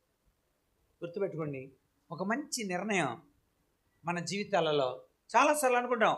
ఇప్పుడు ఉదాహరణకి ఒకసారి మీకు అది కూడా వినాల. పాల్సన్ ఇలా మారతాడని ఎవరు అనుకోలే, నిజంగానే అనుకోలే. 7 సార్లు పరీక్ష పోయి ఇంట్లో పడి ఏడుస్తున్నప్పుడు ఇలాంటి మీటింగే జరిగింది. ఆ మీటింగ్కి ఒక దైవజనుడు వచ్చాడు. ఆ దైవజనుడు వచ్చి చెప్తున్నాడు, నీ జీవితాన్ని యేసే మారుస్తాడు, నువ్వు నిజమైన నిర్ణయాలు తీసుకుంటే దేవుడు మంచి ఫలితాలు ఇస్తాడు, ఇలా చెప్తూ ఉన్నాడు. నాకు కడుపు రగిలిపోయింది. అసలు ఈరోజు ఎలాగైనా సరే అటాక్ చేద్దాం అనుకొని అటాక్ అంటే ఎన్కౌంటర్ అనమాట. ఆయన్ని గట్టిగా అడగాల. మీటింగ్ అయిన తర్వాత ఆయన గదిలో కూర్చున్నాడు. ఆయన్ని ఇక ఎన్కౌంటర్ అనమాట. అయితే చిత్రమైన విషయం ఏంటంటే, నేను ఎన్కౌంటర్ చేద్దాం అనుకున్నాను, దేవుడు నన్ను ఎన్కౌంటర్ చేశాడు. ఎన్కౌంటర్ అంటే ముఖాముఖి అని అర్థం. డైరెక్ట్గా ఆయన దగ్గరికి వెళ్ళి అడగాలనుకున్న విషయాలన్నీ అడిగేసా. ఫస్ట్ క్వశ్చన్, అసలు దేవుడికి బుద్ధి ఉందా? బుద్ధి ఉంటే నన్ను ఎందుకు తయారు చేశాడు? మా చెల్లి నన్ను దాటుకొని ఎందుకు వెళ్ళిపోయింది? నేను ఎందుకు ఇలా బతుకుతున్నా? ఆయన నవ్వి అన్నాడు, ప్రశ్న అడగకూడదు పోల్సా, నువ్వు అలాగా దేవుడికి బుద్ధి ఉందా ఏంటి? యెషయా గ్రంథం 29:16 చదువు అన్నాడు. వెంటనే తీసి చదివా. అందులో ఎలా ఉంది, అయ్యో మీరెంత మూర్ఖులు, కుమరికి నీ మంటికి నీ భేదం లేదని ఎంచదగన, రూపించబడిన వస్తువు రూపించిన వాని గురించి ఇతనికి బుద్ధి లేదని అనవచ్చునా? ఇతను నన్ను రూపించలేదని అనొచ్చా? అలాగా ఇతనికి బుద్ధి లేదని అనొచ్చా? వెంటనే కొంచెం కూలే. మళ్ళీ నేను అన్నాను, మళ్ళీ ప్రశ్న, ఏమండి మరి దేవుడు మంచోడే అన్నారు మీరు, ఆయన ఏం చేసినా అలా ఉండటమేనా మనం? అంతేనా మన జీవితం? కాదు పాల్స. అప్పుడు ఎఫెసీ పత్రిక ఉదయం చదివాం మనం, 2:10 చదవమన్నాడు. అందులో ఎలా ఉంది, వాటి యందు మనం నడుచుకున్న వలనని దేవుడు ముందుగా సిద్ధపరచిన సత్క్రియలు చేటుకై మనం క్రీస్తు యేసునందు సృజింపబడిన వారమై. ఆయన చేసిన పని అంటే ఆయన మంచి పనులు చేయడానికి దేవుడు మనం సృజించాడు. పాల్సార్ స్లో అయిపోతున్నా, కూల్ అయిపోతున్నా అంటే మంచి పనులు చేయటానికి. నేనేం చేస్తానండి? 10వ తరగతి 7 సార్లు పోయినోడిని నేనేం పని చేస్తా? లేదు పాల్సాన్, ప్రథమ ఫలముగా ఉండడానికి దేవుడు మనల్ని ఏర్పాటు చేసుకున్నాడు. యాకోబు పత్రిక 1:18 నేను మళ్ళీ చదివా, అప్పుడు అనిపించింది, తన సంకల్పము ప్రకారము మనలను కనెను. ఎందుకో తెలుసా? ప్రథమ ఫలంగా ఉంటాను. ఇంకా ఆలోచించా, అంటే దేవుడు ఒక మంచి ప్లాన్ కలిగి ఉన్నాడు. దేవుడు మంచి నిర్ణయం చేశాడు నా గురించి. ఓహో, నేనే నిర్ణయం చేయలేదు, అర్థమైపోయింది. వెంటనే నాకు తెలియకుండా, మీరు నమ్మరు, నాకు తెలియకుండానే ఆయన చెబుతున్నప్పుడు మోకాళ్ళు పెట్టేశా. ప్రభువా నన్ను క్షమించాయా, నువ్వు చాలా ప్లాన్లు కలిగి ఉన్నావు నా గురించి, అందుకని నేను చచ్చిపోలేదు. చాలా చోట్ల నర్సాపురం అంతర్వేదిలో చచ్చిపోవాల్సిన, కనుక అలాగే గుడివాక లంకల కొల్లేట్లో చచ్చిపోవాల్సిన, అలా చాలా మరణకరమైన పరిస్థితులు ఏర్పడిన దేవుడు నన్ను బతికించి ఉంచాడు. అంటే ఒక ఉద్దేశంతో. అందరూ ఇది ఇంపాసిబుల్, ఇది జీవితం అంతే, కానీ నువ్వు నన్ను ప్రేమించావు అన్న సంగతి నాకు అర్థం. ఇది జీవితం మారదు. అలాను ఒక డాక్టర్ అయితే, గుంటూరు డాక్టర్, పేరు వద్దులే, ఆయన ఇలాగన్నాడు, సికమండి గారు, మా నాన్నగారి పేరు ఏడి సికమండి గారు అని, రేడియోలో 26 సంవత్సరాలు మాట్లాడారు జీవజలములని. సికామండి గారు, మీకు చెప్తున్నాను, మీ వాడు ఆడి గుండీలు ఆడు పెట్టుకొని, ఆడి తలాడు దూకొని, ఆడన్నం ఆడు తినటానికి తప్ప సమాజానికి పనికిరాడు, సమాజానికి పనికిరాడు అన్న పాల్సన్, దేవుడు పాల్సన్ని సమాజానికి పనికొచ్చేవాళ్ళ మార్చాడు. Impossible is possible. దేవుడి దగ్గర సాధ్యమే. గుర్తుపెట్టుకో, దేవునికి అసాధ్యమైనది ఏది లేదు. చెప్పాడు, ఇటు తిరిగినానా, ఇటు తిరిగి కూర్చో. కనుక ఇంపాసిబుల్ ఈజ్ పాసిబుల్. అసాధ్యంలోనే ఒక పదం ఉంది, ఏంటది? సాధ్యం అనే పదం. అసాధ్యంలోనే ఉంటుంది, అది సాధ్యమే. స్టీవెన్ అన్న కూడా పాట రాశాడు, నీకు అసాధ్యమైనది ఏముంది, సర్వాధిపతి యేసయ్యా, నా నిరీక్షణ నీలో ఉంది, నిన్నే నమ్మినా నీకు అసాధ్యమైంది ఏదీ లేదు ప్రభువా. Everything is possible in Christ, క్రీస్తులో. నిజంగానే ఆ తర్వాత నా తప్పు నాకు తెలిసిపోయి కళ్ళ వెంబడి నీళ్లతో నిజంగా నేను తప్పు చేశానండి. దేవుడే చాలా నిర్ణయాలు చేసి దేవుడు నా కోసం రెడీ చేస్తే నేనే అర్థం చేసుకోలేదు. Right Paulson. అలాగైతే ఏసైతో మాట చెప్పు, ఏసయ్యా నేను నిజంగానే తప్పు చేశాను, నేను దూషించాను, నేను దుర్మార్గుడు, నిజంగా నేను దూరమై నేను ఇలా బ్రతికాను, మంచిగానే ఉన్నానని అనుకున్నాను, కానీ ఒక దూషకుణ్ణి, ఒక హింసకుణ్ణి, ప్రభువా నన్ను క్షమించు అని నిజంగానే ప్రార్థన చేశాను. నా పాపాలను దేవుడు క్షమించాడు, తన రక్తంతో కడిగాడు, తన ఆత్మను నాలో ఉంచాడు, తన వాక్యంతో నన్ను వెలిగించాడు. ఆ రోజుల్లో నుండి నాకు ఒక మంచి ధైర్యం. యేసయ్య ఉన్నాడు, ఆయన నన్ను బలపరుస్తాడు. యేసయ్య ఉన్నాడు, ఆయన నన్ను నడిపిస్తాడు. అంతే. 8వసారి 10th రాయటానికి వెళ్ళాను. 7 సార్లు పోయానుగా, 8వసారి రాశాను. ఈసారి ఎక్సైట్మెంట్, చాలా బాగా రాశాను. చిత్రమైన విషయం ఏంటంటే పాస్ అయ్యాను. ఎంత ఆనందం అంటే మీకు ఎలా తెలుస్తుంది? 7 సార్లు పోయినోడికి తెలుస్తుంది ఆనందం అంటే. అంత ఆనందం. Yes, passed. వెంటనే ఇక మంచి సంతోషం, దేవుడు నన్ను నడిపిస్తున్నాడు, దేవుడు మంచి జ్ఞానం ఇచ్చాడు అనుకున్నాను. అది ఇంటర్మీడియట్ జాయిన్ అయ్యాను. ఇంటర్మీడియట్ నిడదొల్లో. సెకండ్ ఇయర్లో ఉండగానే యాన్యువల్ డేస్కి కాంపిటీషన్ పెట్టారు, అందులో పాల్పొందా. డిబేట్, ఎస్ఐ రిటన్, ఎలక్ట్యూషన్, ఈ మూడిట్లో ఫస్ట్ వచ్చా, కాలేజీ ఫస్ట్. అప్పుడు అర్థమైంది దేవుడు నన్ను సాంఘికంగా బాగా ఆలోచన ఇస్తున్నాడు. ఇంతకంటే ఎక్కువ మాట్లాడితే ఫిట్స్ వచ్చేది. ఎక్కడైనా వాయిస్తూ ఎన్నోసార్లు పడిపోయా, ఆటలాడేటప్పుడు, ఎక్కువ పాడినప్పుడు, అలాగా ఏది చేసినా వెంటనే ఫిట్స్ వచ్చేది. అలాంటిది దేవుడు నన్ను బాగా బలపరిచాడు, అర్థమైంది. ఆ తర్వాత డిగ్రీ డిఎన్ఆర్ కాలేజ్ జాయిన్ అయిన వెంటనే అక్కడ బాబ్జీ మాస్టర్, ఒక మాస్టర్ కెమిస్ట్రీ, ఆయన నన్ను దత్త తీసేసుకున్నాడు. ఇక అంతే. ఏ కాంపిటీషన్ జరిగినా ఫైన్ ఆర్ట్స్ రిప్రజెంట్ చేశాడు. సెకండ్ ఇయర్ వచ్చేటప్పటికల్లా నాకు 24 సర్టిఫికేట్లు వచ్చాయి. Debate, essay writing, elocution, dramatics, mono action, mime, singing, music, ఇట్లన్నింటిలో ఉన్నా నేను. 24 సర్టిఫికేట్లు వచ్చాయి. ఢిల్లీ పంపించారు. 16 యూనివర్సిటీల మీద, అంటే 16 స్టేట్ల నుండి వచ్చారు అక్కడికి. 16 యూనివర్సిటీ మీద ఫస్ట్ వచ్చాను నేను. అప్పుడు రాష్ట్రపతి జ్ఞాని జైల్ సింగ్ గారు, ఆయన నాకు అవార్డు ఇస్తున్నప్పుడు ఆశ్చర్యపోయారు. గల్లీలో పడిపోయేవాడు, ఢిల్లీలో రాష్ట్రపతి చేత ఎలా అవార్డు తీసుకుంటున్నాడు. ఫైనల్ ఇయర్కి వచ్చేసాడు డిగ్రీ. ఈసారి జామియా మిలియా ఇస్లామియా న్యూఢిల్లీ యూనివర్సిటీ పంపించారు, ఎన్ఎస్ఎస్ తరఫున పంపారు. నేషనల్ ఇంటిగ్రేషన్ క్యాంప్కి వెళ్ళా. అక్కడ మన స్టేట్ తరఫున టీంలో నేను కూడా ఉన్నా. మన రాష్ట్రం నుండి అందరినీ సెలెక్ట్ చేశారు, మన పశ్చిమ గోదావరి నుండి కూడా నేను కూడా సెలెక్ట్ అయ్యా. సో అక్కడ 21 యూనివర్సిటీల మీద 3 ఈవెంట్స్లో రెండు ఫస్ట్ వచ్చారు. అప్పుడు రాష్ట్రపతి శంకర్ దయాళ్ శర్మ గారు, ఆయన అయితే విన్నర్స్ అందరినీ భోజనానికి కూర్చోబెట్టుకున్నాడు. రాష్ట్రపతితో భోజనం, ప్రోటోకాల్, సుప్రీం, అందరినీ విన్నర్స్ అందరికీ ఒక రకమైన డ్రెస్ వేసి పిలుస్తుండగా వాళ్ళందరినీ భోజనానికి రాష్ట్రపతితో భోజనం చేసినప్పుడు అనిపించింది, ఏసయ్య ఇక్కడ రాష్ట్రపతితో భోజనం చేస్తున్నా, రేపు పొద్దున నీతో కూడా భోజనం చేస్తామేమో. అల్లాకాల నిశ్చయం, నిర్ణయం అంతే. ఆ తర్వాత పాస్ అయ్యాను చక్కగా. ఆ తర్వాత నేను బీఈడీ చేశాను గుంటూరు, అక్కడ కూడా కాలేజీ ఫస్ట్ నిలిచాను. ఆ తర్వాత మానసిక శాస్త్రం చదివాను, అక్కడ కూడా డిస్టింక్షన్. ఆ తర్వాత ఎంఈడీ చేశాను నెల్లూరులో, అక్కడ కూడా మెరిట్ స్కాలర్ తీసుకున్నాను. ఆ తర్వాత రీసెర్చ్ చేశాను. అది ఉండగానే ఎప్పుడో రాశాను DSC, you are provisionally selected, please come and join అని టెలిగ్రామ్ పంపారు. డాడీ నీకు ఉద్యోగం వచ్చేసింది రా, వచ్చి జాయిన్ అవ్వాలి. వచ్చి జాయిన్ అయిన 3 నెలలకే నన్ను డిఆర్పిగా తీసుకున్నారు, డిస్ట్రిక్ట్ రిసోర్స్ పర్సన్. అంతే, ఒక టీచర్గా జాయిన్ అయ్యాను, ఒక డిఆర్పిగా. ఇక అక్కడ నుండి మొదలు నన్ను డిస్ట్రిక్ట్ రిసోర్స్ గ్రూప్లో పెట్టారు. చిన్నపిల్లల కథలు రాయటానికి కోసం కథా రచయితగా తీసుకున్నాను. ఎలిమెంటరీ స్కూల్లో 400 పుస్తకాలు ఉంటాయి, కథల పుస్తకాలు. అందులో 8 పుస్తకాల మీద ఏఆర్ పాల్సన్ అని రాసి ఉంటుంది, చూడవచ్చు. టీచర్లు అన్ని ట్రైనింగ్లకి, ఎవరైనా టీచర్లు ఉన్నారు ఇక్కడ? టీచర్లు ఎవరైనా ఉంటే యూఈఈ, ఎంఎల్ఎల్, క్లిప్, క్లాప్, డిపెప్, ఎపెప్ అన్ని ట్రైనింగ్లు.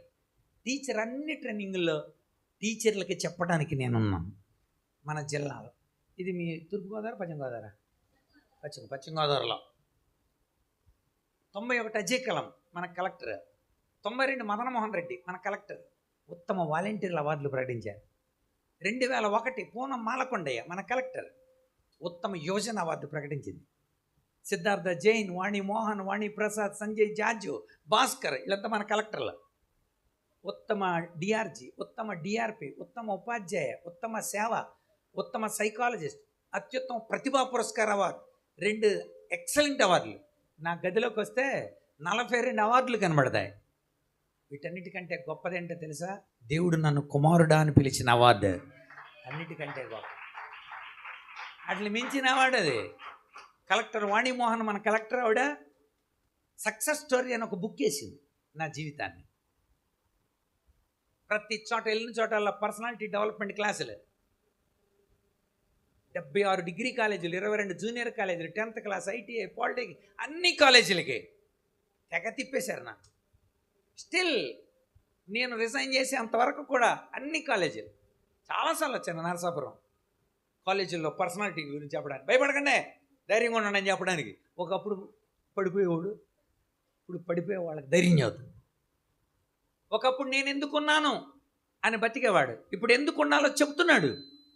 That is the success only based up only the decision.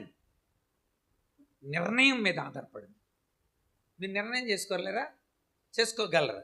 చేసుకోలేదనుకోండి, ఒక్క మాట చదివేసి నేను ముగిస్తా. ఆ మాట అర్థం ఏంటో చెప్తాను చూడండి. నిర్ణయం తీసుకోకపోతే జరిగేది. మార్కు సువార్త 10వ అధ్యాయం. మార్కు సువార్త 10వ అధ్యాయం. ఒకడు బయలుదేరి మార్గమును పోచుండగా 17వ వచనం, పరిగెత్తుకొని వచ్చి ఆయన ఎదుట మోకాళ్ళు, నీ సద్బోధకుడా, నిత్య జీవం వారసుడు అవటం నేనేం చేయాలి అని అడిగాడు. జాగ్రత్త వినండి. ఒక యవనస్తుడు, ఒక ధనవంతుడు, ఒక ధర్మశాస్త్రోపదేశకుడు, ఒక చట్టం ఎరిగినాడు, అలాంటి ఒక వ్యక్తి పరిగెత్తుకొని వచ్చి యేసయ్యని అడిగాడు. యవనస్తుడే, మళ్ళీ చెబుతున్నా, యవనస్తుడు పరిగెత్తుకొని వచ్చి యేసు ప్రభు దగ్గరకు వచ్చి అడిగాడు, యేసయ్య నిత్యజీవం వారసునవటం నేనేం చేయాలి? వెంటనే యేసు ప్రభు చెప్పాడు, ఇదిగో నన్ను సత్పురుషుడు అని చెప్తున్నాడు దేవుడు ఒక్కడే. మరి నేను దేవుడే సత్పురుషుడు అని చెప్తున్నప్పుడు, నేను దేవుడిని నమ్మినప్పుడు మరి ఆజ్ఞలన్నీ తెలుసు కదా, నరచ్చి చేద్దు వ్యభిచారం పొద్దు దొంగలవద్దు ఇవన్నీ తెలుసు కదండి. వెంటనే ఏమన్నాడు తెలుసా? అయ్యా చిన్నప్పటి నుండి నేను పాటించేస్తాను. ఒకసారి వినాలే మా మీరు కూడా అలా అనొచ్చు, నాకు బాగా తెలుసు అని. నాకెందుకు తెలియదండి, లెక్కలేనితనం, నిర్లక్ష్యం. ఒకవేళ అలా మీరు అని ఉండొచ్చు, నాకు అన్నీ తెలుసు అన్న వెంటనే యేసుప్రభు అన్నాడు, ఇదిగో నీకు ఒక్కటి కొద్దుగా ఉంది.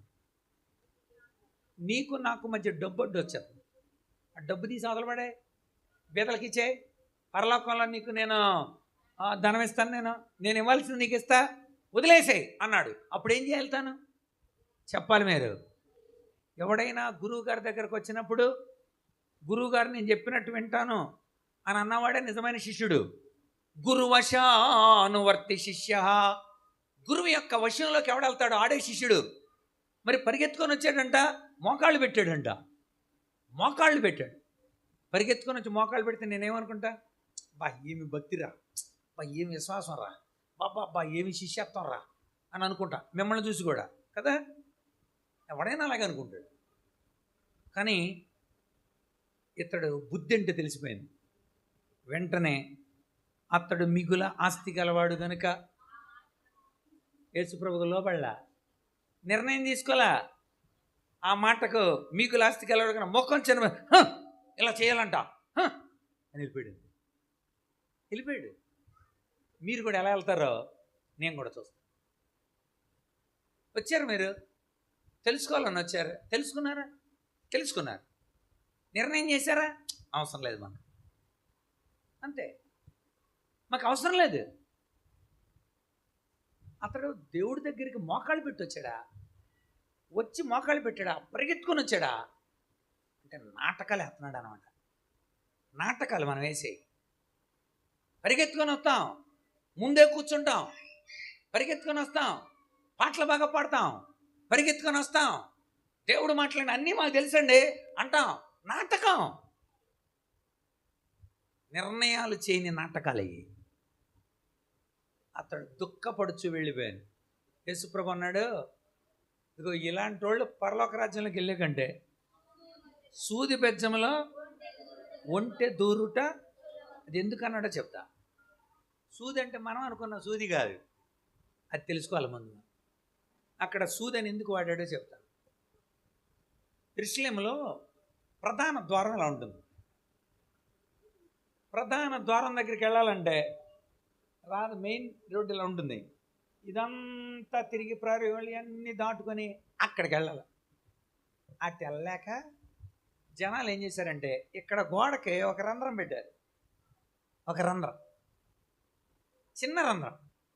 ఆ రంధ్రంలో ఒక ఒంటె ఇలాగ కూర్చోబెట్టి కాళ్ళు ఇలాగ అందులోకి జాబి తలకాయ ఇలా పెట్టి మెల్లగా అటేపికి పంపొచ్చు ఒక ఒంటెని. యేసుప్రభు చూపిస్తున్నాడు. ఒక ధనవంతుడు ఆ ఒంటి మీద అన్ని బంగారము వెండి వస్తువులు ఇంకా వెలకలని అన్నీ వేసుకున్నాడు. వచ్చి ఒంటెను మోకరింపజేశాడు. తలకాయ వంచింది ఒంటె, అలా వంచింది, వెళుతుంది. కానీ ఏం అడ్డొస్తున్నాయి? సంచులు అడ్డొస్తున్నాయి. ఒంటె వెళ్ళద్ది. ఆ రంధ్రం పేరు సూది బెజ్జము అని పేరు దానికి. అంటే అంత చిన్నదాని సూది బెజ్జము అంటారు హెబ్రీ భాషలో, మన తెలుగులో స్పష్టంగా సూది బెజ్జం అంటే అంత చిన్నది అని అంటాను. ఇప్పుడు యేసుప్రభు అన్నాడు, ఒంటె వస్తుంది కానీ ఒంటె మీద ఉన్న సంచులు ఒంటెని లోపలకే రానివ్వండి. మీరు వస్తారు కానీ మీలో ఉన్న బుద్ధులు నేను చూసారా, ఆ బుద్ధులు రానివ్వట్ల. మీలో ఉన్న పనికి మాలిన ఆలోచనలు చూసారా, ఆలోచనలు రానివ్వట్లా. ప్రభువా ఈ ఆలోచనలు చంపేయి, ఈ ఆలోచనలు తీసేయి, మంచి ఆలోచన ప్రభువా. ఆలోచన ఇచ్చేవాడు ఆయనే. సామెతల గ్రంథం 8:14, సామెతలు 8:14 ఏమనుంది? ఆలోచన చెప్పుటయు లెస్సైన జ్ఞానం ఇచ్చుటయు నా వశం. అంతే. కనుక ఇప్పుడు యేసుప్రభు అన్నాడు చూడండి, ధనవంతుడు పరలోక రాజ్యంలో ప్రవేశించడం అంటే ఎలాంటిదంటే సూది బెజ్జములో ఒంటె దూరుట అంటే అర్థం ఏంటి? ఒంటె దూరుద్ది కానీ ధనాన్ని బట్టి దూరలేకపోదు. ధనవంతుడు కూడా పరలోకానికి చేరతాడు, కానీ ధనాన్ని బట్టి చెప్పరండి చేరలేడు. ఎందుకని? దాన్ని వదిలిపెట్టలేడు. ఈ మధ్యాహ్నం మీ మనసు ఎక్కడ ఉంటుందో అక్కడే చేరతారు. ఈ సాయంకాలపు వేళ మీరు చేసుకున్న నిర్ణయం, ఏడ్చుకుంటూ వెళ్ళిపోయాడండి, ఏడ్చుకుంటూ వెళ్ళిపోయాడు. ఆడు పొందలే, మరి మీరు? నేను పొందా, నేను ఆశీర్వదింపబడ్డా. ఆ తర్వాత చిన్నపిల్లల పరిచర్య రంగంలోకి దిగా. మొత్తం చిన్నపిల్లల పాటలు రాయటం, చిన్నపిల్లల పరిచర్య అంతా. ఆ తర్వాత యవనస్తుల పరిచర్య, ఆ తర్వాత సంఘ పరిచర్య, ఇప్పుడు ఇతర సంఘాలను బలపరిచే సువార్థీకరణ పరిచర్య. దేవుడు ఆశీర్వదిస్తూ వచ్చాడు. ఓకే, ఒకప్పుడు పనికిరాని పాత్ర ఇప్పుడు ఉపయోగపడే పాత్ర. అందుకని ఆ పాట రాసుకున్నా. నా పాట మీకు బాగా తెలిసి ఉండొచ్చు. మనసున్న మంచి దేవా, నీ మనసును నాకిచ్చావా, మనసు మలినమైన నాకై మనిషిగా దిగి వచ్చావా, నా మదిని కోవెలగా మలచుకోవయా, నా హృదిని రారాజుగా నిలిచిపోవయా, మనసున్న మంచి దేవా, నీ మనసును నాకిచ్చావా. మనసున్న మంచి దేవుడు. ఆయన అన్నాడు, ఇదిగో నిన్ను కోరుకున్నాను పాల్సన్. ఎస్, ఆయన నన్ను కోరుకున్నాడు, నిజమే. ఆయనకి నా హృదయాన్ని ఎప్పుడైతే ఇచ్చానో, బాప్తిసం పొందిన తర్వాత క్రమంగా దేవునిలో ఇప్పటికీ ప్రతిరోజు బైబిల్ చదువుతాను. ఇంపాసిబుల్ అని అనకూడదు, impossible is possible.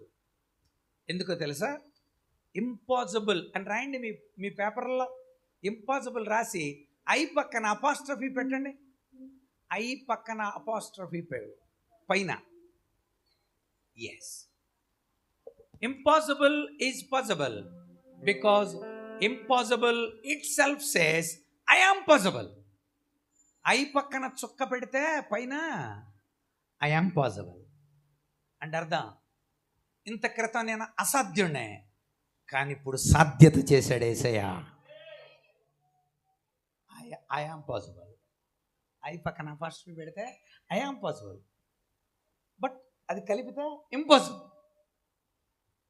Yes, impossible, really impossible. పాల్సన్ impossible, but now I am possible. సాధ్యమే, యేసునందు సమస్తము సాధ్యం. అలా చేశాడు యేసు. సో దేవుడు ఆశీర్వదించిన తీరు అంత గొప్పదే. నేను ఊహించలా. నేను కోరుకోకుండా నా కోసము ఉన్నవన్నీ ఇచ్చినాడు, ఏమి త్యాగము. ఎవరైనా ఉన్నారా, ఎచటైనా ఉన్నారా ఇలాంటి స్నేహితుడు, నా యేసయ్య లాంటి మంచి స్నేహితుడు, ప్రేమించి ప్రాణం పెట్టిన గొప్ప స్నేహితుడు.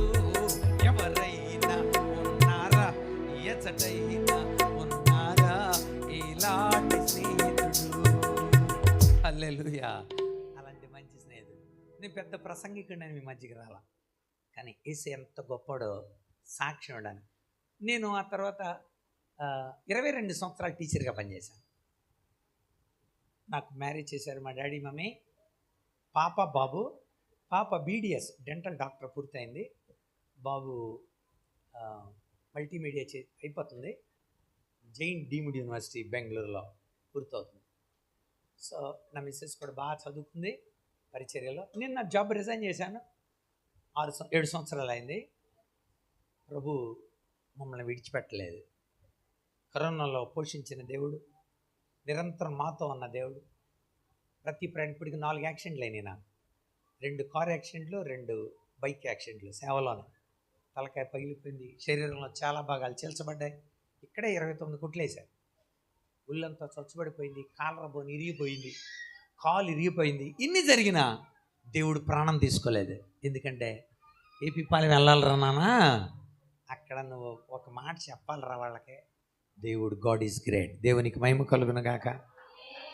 What is your decision? Me decision ఏంటో ఆలోచించు. రూతులా ఉన్నారా? అన్నీ తెలిసిన ధర్మశాస్త్రోపదేశకులా ఉన్నారు. ఒక అన్యులమైన రూతు దేవుని కోసం చేసుకున్న 5 నిర్ణయాలలో 5 గొప్ప విషయాలు. ఏదైతే విశ్వసించిందో, ఏదైతే అనుకుందో అలాగే చేరింది. ఎగ్జాక్ట్లీ అలా జరిగింది. That is the faith. అలాంటి విశ్వాసం మనం ఉంచితే చాలు. దేవుడు ఎన్ని గొప్ప కార్యాలు. ఈ పాత్ర ఒక్క సంఘటన చెప్పి ప్రార్థన చేస్తాను. భీమవరం మీటింగ్ జరుగుతుంది. ఒక ఆయన అప్పటికి 6 సార్లు ఫోన్ చేశాడు. పాల్బాబు ఒకసారి వచ్చి ప్రార్థన చేయండి. నేను మీటింగ్ అయిన వెంటనే ఏంటబ్బా ఆయన ఎన్నిసార్లు ఫోన్ చేశాడని వెళ్ళి చూశాను. చూస్తే ఆయన మంచం మీద పడుకొని ఉన్నారు. ఆశ్చర్యపోయా. మా హెడ్ మాస్టర్ అయిన 10th క్లాస్లో జేమ్స్ మాస్టరు అన్నా నేను. అవును బాబు నేనే. మీరు 10th చదివేటప్పుడు నేను జంగారెడ్డిగూడెంలో మీ హెడ్ మాస్టర్ని. వెంటనే నాకు ఈ మాట గుర్తొచ్చేసింది. రే ఎత్తి రిక్షాలో పడేయండిరా, ఈ రోగిస్టోడికి చాకరీ చేయటాన్ని మన పాలేరులు వండరా, ఎందుకు వస్తున్నాడు రేడు స్కూల్కి, రావద్దని చెప్పండి, శిక్షణ దగ్గర చెప్పండి రా అన్న మాటలో చెవులు గింగురమని ఆ మాస్టర్ అయినా. నేను అలా నిలబడిపోయా. పాల్సన్ బాబు చెప్పండి మాస్టర్ అన్న. నీ చేయి పెట్టి కొంచెం ప్రార్థన చేస్తావా అన్నాడు. నిజంగా నాకు అప్పుడు అనిపించింది, ఏ నోరు రోగిష్ఠుడు అందో అదే నోరు ప్రార్థన చేయడం. That is the success. వద్దమ్మా నువ్వు వద్దు అని అందా. ఆమె తన అత్తగారిని పోషించింది. రూతు నందే అలా నయమే. వద్దమ్మా నువ్వు వద్దమ్మా, అక్కడ ఎవడో పెళ్లి చేసుకోడమ్మా, అక్కడ పెళ్ళైందా లేదా, అక్కడ ఎవరు నిన్ను పోషించడమ్మా, పోషించారా లేదా, అక్కడ ఎవరు నిన్ను చూడమ్మా. అబ్బా అన్నిటికీ వ్యతిరేకం జరిగింది. Impossible is possible. ఆయనకి అసాధ్యమైనది లేదు, అన్నీ సాధ్యమే. చేయాల్సింది ఒకటే నిర్ణయం చేసుకోండి. ఇప్పుడు మనం ప్రార్థన చేస్తున్నప్పుడు మీ నిర్ణయాన్ని ఏసైకి చెప్పండి. అన్నయ్య శాంజ వేదాలన్నా మనల్ని ఆ కాన్సగ్రేషన్లకు నడిపిస్తాడు. మనం మోకరించినప్పుడు యథార్థంగా నాటకాలు వేయకండి. దేవుడి దగ్గర నాటకాలు వేయకండి. గిల్ట్, నీ మనసంతా న్యూనత్త ఎడుతుంది ఇక జీవితాంతం. దేవుడి దగ్గర నాటకాలు వేస్తే యథార్థంగా మీ స్థితిని దేవుని దగ్గర చెప్పుకోండి. ప్రభువా ఇంతకాలం ఎలా ఉన్నాను, నా భవిష్యత్తుని నీ చేతిలో పెడతాను. మంచి నిర్ణయం తీసుకున్నా. నువ్వు నా కోసం సిద్ధం చేసినవన్నీ నేను అర్థం చేసుకున్నా. మా కోసం ఏర్పాటు చేశారని నాకు అర్థమైంది. కనుక నేను కూడా నిర్ణయం చేస్తానని రూతులాగా ఒక మంచి నిర్ణయం తీసుకున్నాం. దైవ దీవెనలు మనమంతా పొందుదాం. తల్ల వంచండి, ప్రార్థన చేద్దాం. అందరూ తల్ల వంచండి.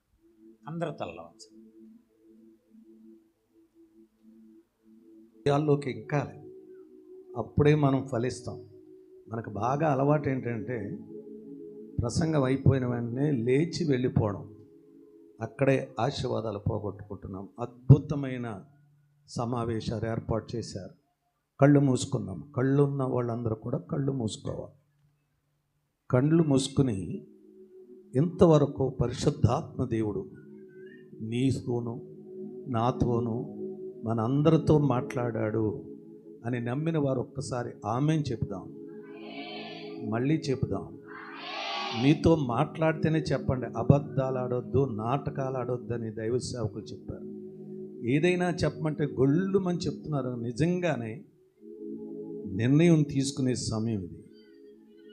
నిర్ణయం తీసుకోకుండా నువ్వు ఆమేన్ చెప్తే నీ జీవితాంతం కూడా నిర్ణయం తీసుకోలేవు.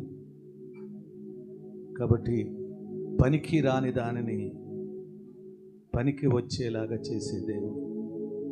ఎన్నోసార్లు యవ్వన కాలంలో పెళ్ళైన తర్వాత కూడా ఎందుకు వచ్చిన పెళ్ళి, నా జీవితం అయిపోయింది, ఇక నాకు వేరే ఆశ లేదు అనే నిరాశలో కృంగిపోయి ఉన్నావేమో. నీ భర్తల గురించి, బిడ్డల్ని ఎంతో ఉన్నతమైన స్థితిలోకి తీసుకురావాలని కష్టపడుతున్నావు, కానీ నువ్వు ఎంత అనుకుంటున్నావో అంత దుర్మార్గంగా బిడ్డలు తయారవుతున్నారు. ఈవేళ బిడ్డలను చూసి గుండెలు బాదుకునే తల్లిదండ్రులు ఉన్నారు. కాబట్టి వారి బిడ్డగా, దేవుని బిడ్డగా దేవుని దగ్గరికి వచ్చాం. మనం దైవ సేవకులు మన కొరకు ప్రత్యేకమైన అంశాన్ని పరిశుద్ధాత్మ దగ్గర తీసుకుని మనకు అందించారు. నిర్ణయం. సమయం ఉందనుకోకండి. నిర్ణయం ఎంత తొందరగా తీసుకుంటే అంత ఆశీర్వాదం నీవు నేను పొందుకుంటాం. ఆలోచించు, ఈ క్షణం ఆగదు, కాలం మరుక్షణం. ఇక్కడ నుంచి బయటకు వెళ్ళిన తర్వాత రోడ్డు మీద ఏమవుతుందో మనకు తెలియదమ్మా, ఏమవుతుందో తెలియదు. ఇంటికి వెళ్ళిపోతాం, మామూలుగానే ఉంటాం అనుకుంటాం. కానీ ఈ సమయంలో ఎవరు కూడా పరధ్యానంగా ఉండొద్దు, లేచి ఎవరు వెళ్ళొద్దు. ఇది పరిశుద్ధాత్మ దేవుడు నాకు మీకు గొప్ప అవకాశం ఇచ్చాడు.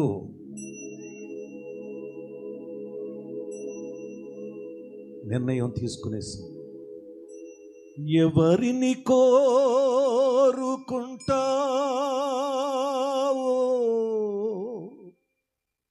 యేసునా సాతానునా, ఏ మార్గం ఎన్నుకుంటావో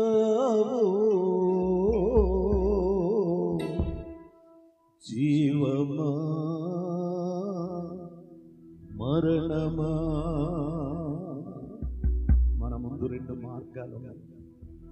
ఒకటి యేసు శిలువ ద్వారా ఏర్పాటు చేసిన జీవ మార్గం, సాతాను తన కుతంత్రం ద్వారా ఏర్పాటు చేసిన మరణ మార్గం, నరక మార్గం.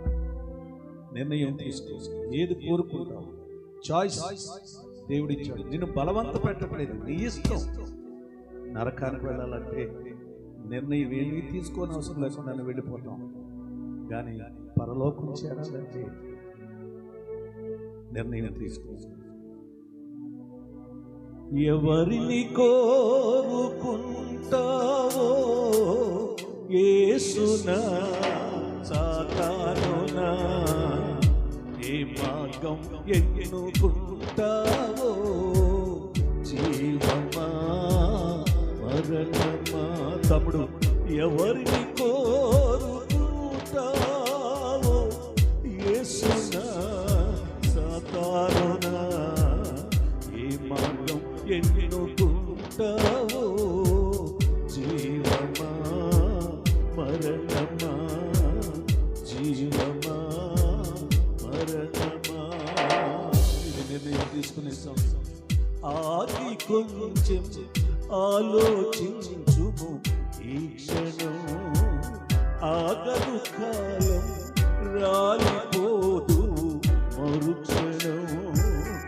ఆగి కొంచెం ఆలోచించుము, ఈ క్షణం ఆగదు, కాలం రాలిపోదు మరుక్షణం. ఎంతకాలం నీ నిర్లక్ష్యం, ఎంతకాలం నీ నిర్లక్ష్యం, అంతమౌను కృపాకాలం, కృపాకాలం. ఆయన కృప వల్లనే ఎంతవరకు మనం సరైన నిర్ణయం లేకపోయినా బతుకున్నాం.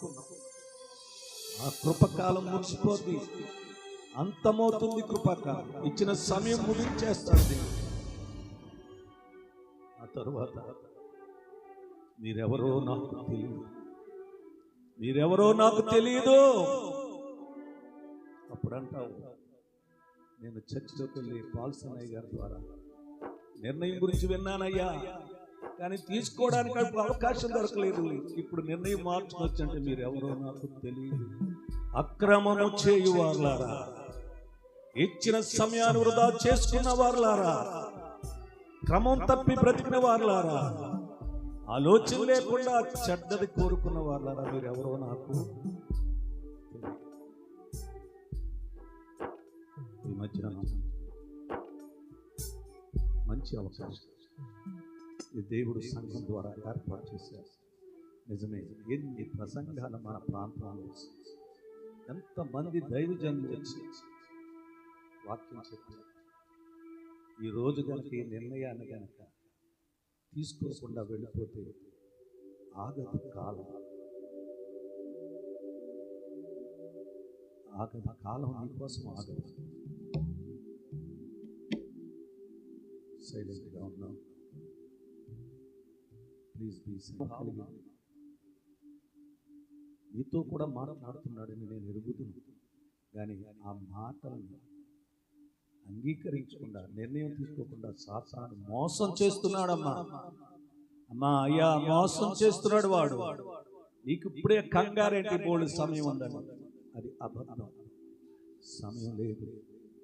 కాబట్టి ఈ క్షణంలోనే అవునన్నయ్య, రూతు మంచి నిర్ణయం తీసుకుని మంచి జీవితాన్ని పొందుకుంది. అసలు సామాన్యమైన మంచి కాదు జీవితం, తండ్రి ఆశీర్వాదకరమైన మంచి జీవితాన్ని పొందుకుంది. ఈరోజు నీ జీవితం కూడా అద్భుతంగా చేయబోతున్నాడు. లోకం ఎంతమంది నీ పని అయిపోయిందన్నా కానీ వారి మాట వినకుండా ఈవేళ ఒక మంచి నిర్ణయం, నేను యేసుని కోరుకుంటున్నాను, ఆయన నన్ను నడిపించవలసిందిగా నా చేతిని ఆయన చేతికి అప్పగిస్తున్నాను. ఆయనకి ఎలా నడిపిస్తే అలా నడవడానికి నాకు నేను ఇష్టపూర్వకంగా ఒప్పుకుంటున్నాను.